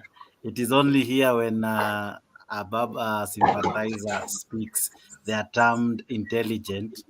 When a Tanga person speaks, they are termed as noisemakers. And we No. I think I made it as a joke. I didn't even consider that. Jakes, I know your entry is always that way. I love drama in it. Na I Ruto don't know Wekesa, you need to amewafunza tell me. kutafuta Wekesa, sympathy. no, it's Ruto okay. It's amewafunza okay. kutafuta sympathy. There's something Bernard has said that I almost even asked, but I didn't want to ask. That Jesus said ukipeo coffee pande hii unapindua pande hii ingine. So he said it is not all the time. So maybe Ayaga or Wekesa is preview to when the Bible was amended to accommodate that part of scripture. On selective times when you should turn your cheek. Wow, hey, Pastor leo umetupea mistari zingine. Though the same Bible is very good, it has said it is wrong. Actually, it is criminal to add or remove any word in that holy book. So I let's have not not add. added. I have not added James. James, you You are are the people amending the Bible. misunderstanding what I say. I said there is cause and effect. Cause and effect is not a strategy. Wekesa can laugh with me because that's what exactly you have said. Even Ayaga Yes, can cause and agree. effect. You are slapped this way, you turn this way. There is no other added scripture. It remains the same. So where is the amendment that it is not always that you turn the other cheek? You know, you have only sung this song. You know how to count your man. It's called what? I am saying, and you what I remember say that is song, simple. Ayaga, I say that in you that need to know when particular, to walk that away. scripture is applicable in that particular circumstance. Jakes. It's not every time you are slapped. Which verse is Everywhere you go, you are slapped. Jakes? Yes, sir. Which verse in the Bible stopping us to amend the Bible? Which verse? In the book of Revelation, let me read it for you. Let me read it. Jakes, go ahead I with your normally don't love submission. reading. Stop Revelation here.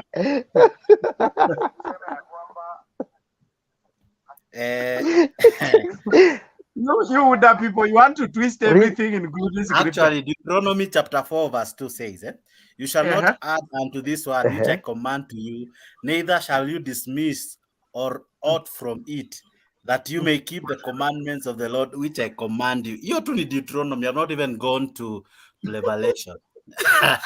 So hiyo part ya Bernard ya kutuongezea ati kidogo tu, let me finish kidogo tu.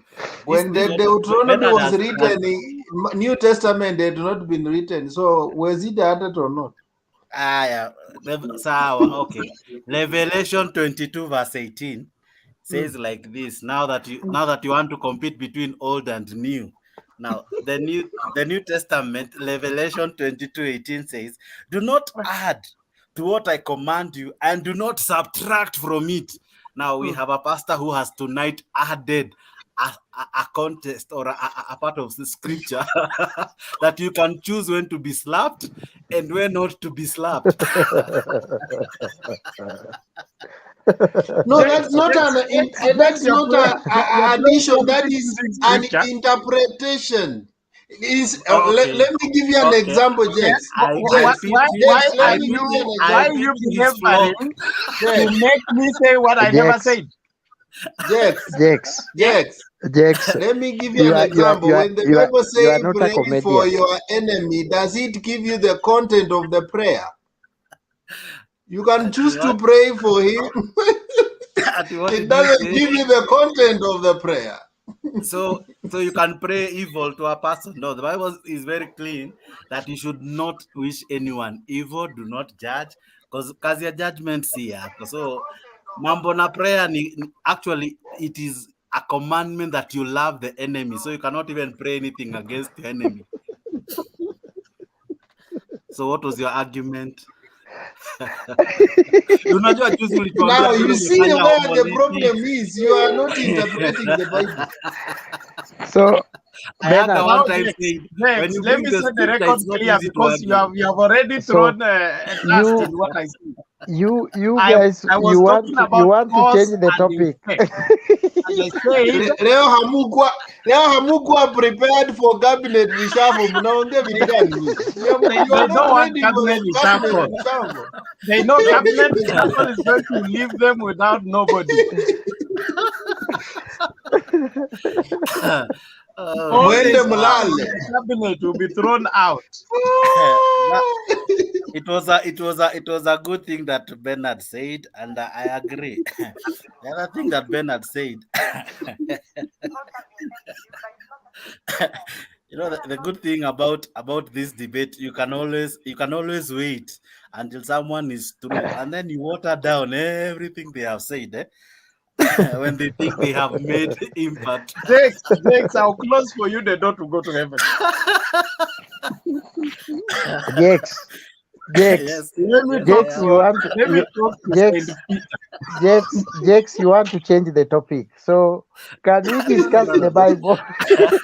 No, you want to choose when to give me a slap.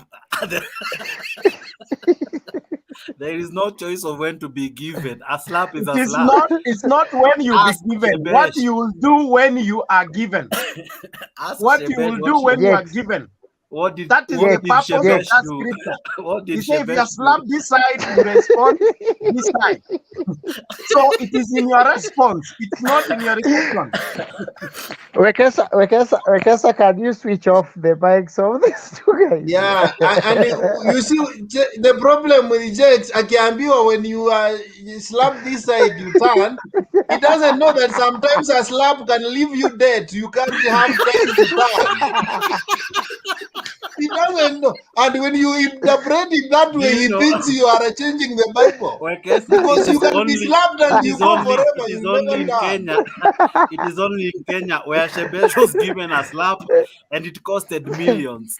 So yes, and you will never have time to turn the head. Only in Kenya that a slap can cost you millions. Eh? Then some people leave alone. There are some people whose hands is very big like mine. If I slap you this way, it turns it up to this side, so you don't need So to it turn covers the both head. sides of the face. It covers both sides. It goes Now round.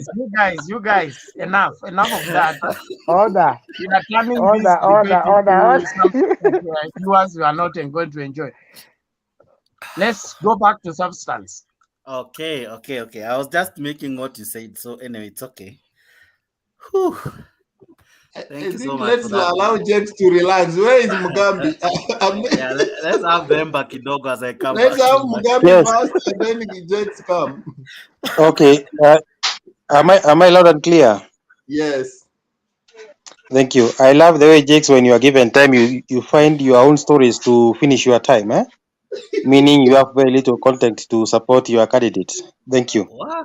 So Okay, Mugambi, thank you. Thank you for I that think tone. I It am will back. make him on I toes am now. back. Now that you want me to come, let me come for you, Mr. no, let me take my time. It is not your time, it was mine. So let me continue. Now that I don't have content, let me give you something. Okay, go on. According to you, it is only content when an ODM person speaks. According to you, content is when we are just here mocking one another. Laughing is not content. In any case, what we were discussing, because you were away, was something that was earlier said.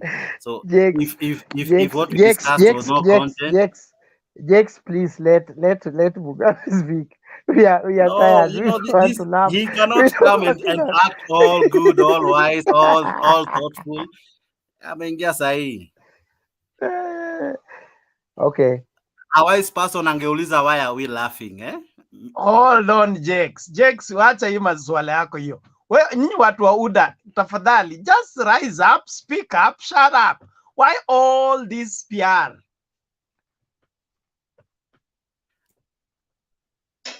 Okay, let me go ahead with my small submission.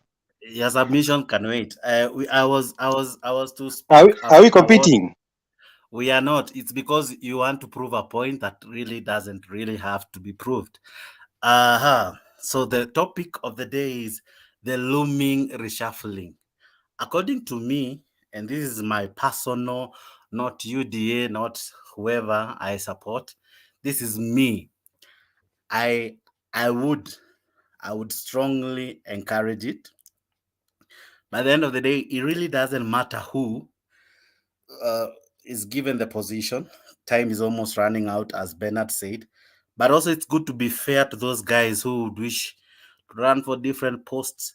in the next election, like for example, those who want to be governors, those who want to be senators, and whatever post they would want to go for, because it is so clear in the constitution, 6 months they ought to have tendered in their resignation so as to concentrate on their new ambition.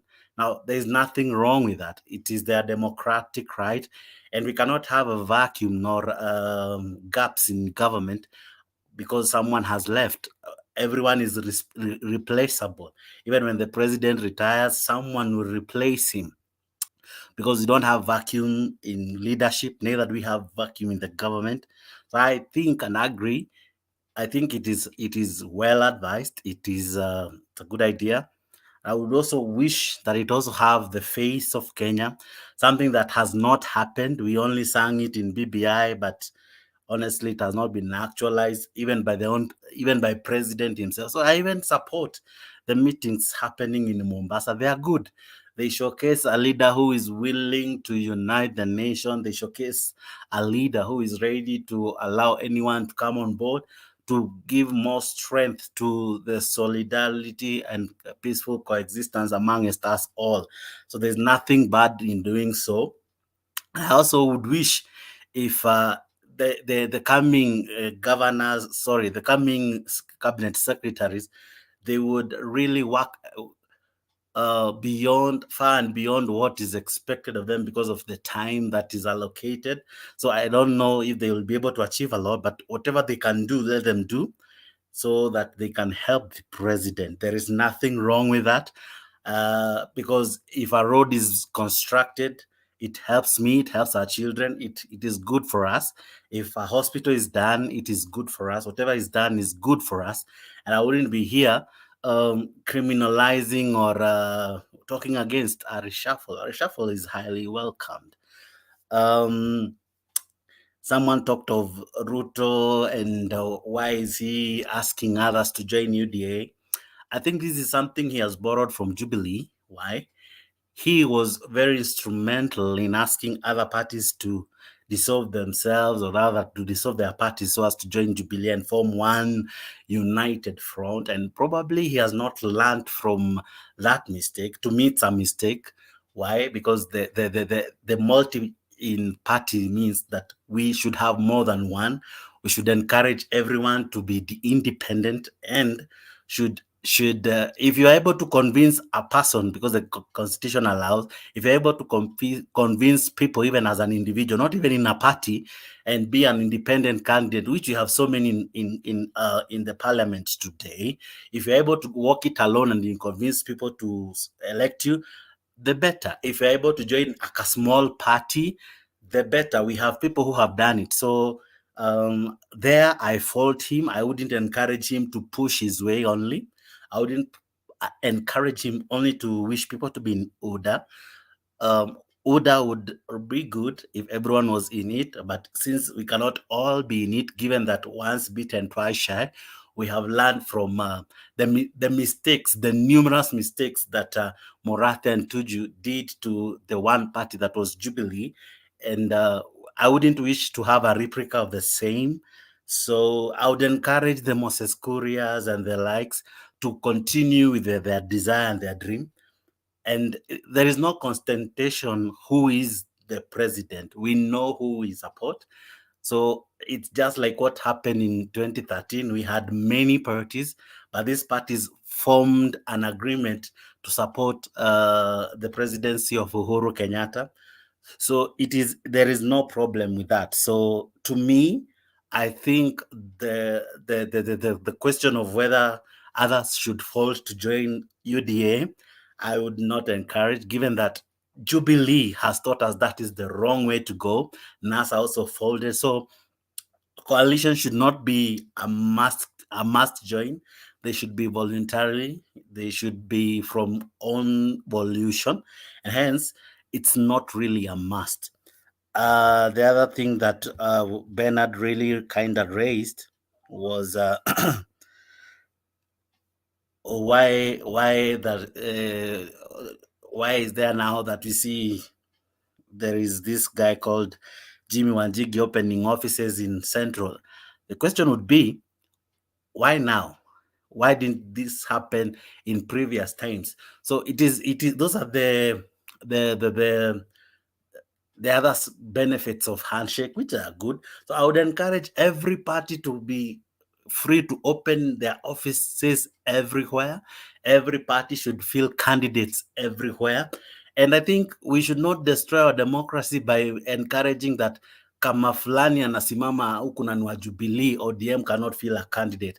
Let people be given options, because by the end of the day, we don't really choose parties. We choose individuals who end up being in these parties. So let's encourage people to follow what really what they believe in. If they believe in parties, fine. If they believe in ideologies, fine. But by the end of the day, whatever they wish to do, let them be allowed to do without being coerced, forced, or intimidated to follow a certain direction. So according to me, I might be a strong supporter of UDA, but of course that doesn't mean I don't have an independent mind. That doesn't mean that I should agree with everything that is said, because by the end of the day, if they send us to the ditch, I need to be so aware that that is where we are headed to, so that to make a contrary decision. So not that everything that proceeds from the mouth of William Ruto is law and order. There are times he gets it right, there are times he gets it wrong. But by the end of the day, come few months from now, you will be surprised by the things you'll be able to pull out. Bernard gave him a description of a schemer. I want to define him as an electric person who is able to plan, prepare, look ahead, and design the best way to come out of different predicaments. We have seen him do the same. Not many thought he would have been here as a deputy. Many would have thought he would have been impeached by the number of occasions that ever happened before. But since he has been surviving all this through from the time he entered parliament in 1992 to date, he has learned from the very best. He has been taught from the very best. He is now ready to use all the lessons, and above all, outshine some of the tactics that may be brought against him. So I wish to say this as I end. I am today not really into the argument of bashing Oka. Why? I believe no man has zero following. Every person, even Wekesa, has a following. Anaweza kuwa anafuatwa tu na watu wawili. Those two people, they have already surpassed the 50+1. So it is not about, Thank you, as I Jex. finish, Thank you, Jex. as I finish, Thank my you, last Jex. statement, But my very last statement, my very last statement. nasema umenimention nimefurahi, but ungetumia even Wekesa, ungesema tu Wekesa has a following, not even. Just say Okay, Wekesa has a following. okay. Yes. Forgive my manners. My good friend Wekesa has more than himself. Has more than himself following himself. Not counting his shadow. So so let's not despise anyone. Actually, the Bible even says, today I think I'm so spiritual. Do not despise anyone. You never know. At times, the stones that at times we reject end up being cornerstones. So I think Ruto needs all the votes he can garner. Same to Baba, same to any candidate, because no single vote is a useless vote. That's my take. Thank you. I think hapo kwa despise nitakuunga mkono. Someone asked me whether Mudavadi can be president. Nikawambia, you never know. I don't think Nani Suluhu ever imagined to be a president. She did even have a following, but just because circumstances caused it. So sometimes, even these weak people, nature has it that it can give them an opportunity. Not So just you nature. never know. There's this beautiful scripture that says, at times God can use the weak to shame the strong. Yes. So sometimes you never know, and that's, it has always been a belief of Kalonzo that anaweza pita katikati, and sometimes you never know, You can have two strong candidates, and just you wonder how did Kalonzo make it and is now our president. Not there are many ways of getting a leader. Sometimes it's through votes, sometimes it's through circumstances that happen. So because how would you describe Moi? Did he have a cloud when he was being termed as a president? Actually, it no, was the opportunity presented itself. Yes, so you never know. Life can surprise you. And that's why we keep on saying that even the strongest people like Matiba never had time to lead. So sometimes it's not about the political clout you have. If heaven allows you, you'll be a president. If it doesn't, you may not be. Well said. Okay, now let's give Mugambi an opportunity to make his statement. Thank you. I think I'm loud and clear. Let me begin by. It's only that you are in darkness. No. I have a reason as to why I am in darkness today. It's okay. It's okay. I have been following you on YouTube, but I've seen it's going to come on board and make my little submission on the topic of the day about the reshuffle of the government. I think unlike 2017 when Uhuru was eyeing for the second term, it's good that he reshuffles his cabinet now, puts aside the people who have their political ambitions as we end towards next year, so that the politicians in cabinet can get ample time to campaign without unnecessary being held by the government. Number two, I think Uhuru now want to cement his legacy. Let him get the technocrat, people who are not so much into politics, to help him work on his final leg in leadership. Then, if I can say, Uhuru should maintain his cool as he has been doing. If he feels going to work from Mombasa, Kisumu, Nairobi, or even Sagana, let him go there. Let him not get involved so much on what is happening in politics of Kenya now. Because as we enter towards next year, we need a peaceful transition to power, and we don't want people to believe that they end unfair playground. Because if the president openly gives his support to one candidate, of course the rest they will cry foul. So let him maintain his cool and let him not engage in political maneuvering of these candidates who are eyeing for the top seats. Then on the formation of the government of national unity, I think if Uhuru can keep off the politics and the systems are well and running, the unity will come automatic. It's not necessary for him to bring all the leaders together to have that unit. The best thing for him to do at the system, let them keep off the politics, allow the politicians to square each other out. Whoever goes outside the stipulated rules, let them face the music, let them face the law, let the justice be done. Then away from the topic, I have heard people making their sentiments on the UD. Now, before you go away from the topic, let me ask you. What if unity is part of his legacy? That is what he intends to leave. How can he maintain his cool? Okay, what if he wants it to be a legacy? I think disunity in Kenya comes in when the system or the government shows its favoritism in one hand, in one or the other. That is when the opponents or the competitors will try to cause havoc and try to blame the government. But if he maintains his cool as he's doing, engage all the leaders at their levels, I think peace will come, unity will come automatically. That is, let him not mingle with the politics or any development between now and next year. Yeah, so if unity, I think he's if unity was his, twice. yes, He's playing it twice. He meets them and then he brings the issue of COVID. We resolved the issue of COVID. The other agendas are dissolved. Actually, if any of us asked a preview of what happened in Mombasa, they discussed so much and they didn't even mention on COVID. But Uhuru came out to tell us that they discussed about COVID, which is good. That's a good strategy to use.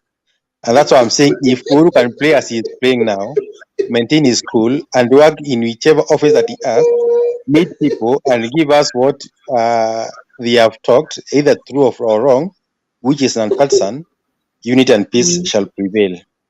We don't want people to come here and say that the government is favoring this person or that person, because that is what brings the Waseme project ya disunity. Uhuru. Sorry? Hatutaki candidate wetu aitwe project ya Uhuru. Kabisa tutaki kabisa. Ujue, when you are called a project, you attempt to be weak, and we are strong as we have been. We have very strong candidates. In fact, Actually, we are tunaweza even stronger. patia kina Jex team C na bado tuwewin. Yes. So that I think that is my take. Then on the UDA, the DP's declaration on he is not ready to negotiate with anyone. I think that's so unfortunate. That's uncalled for.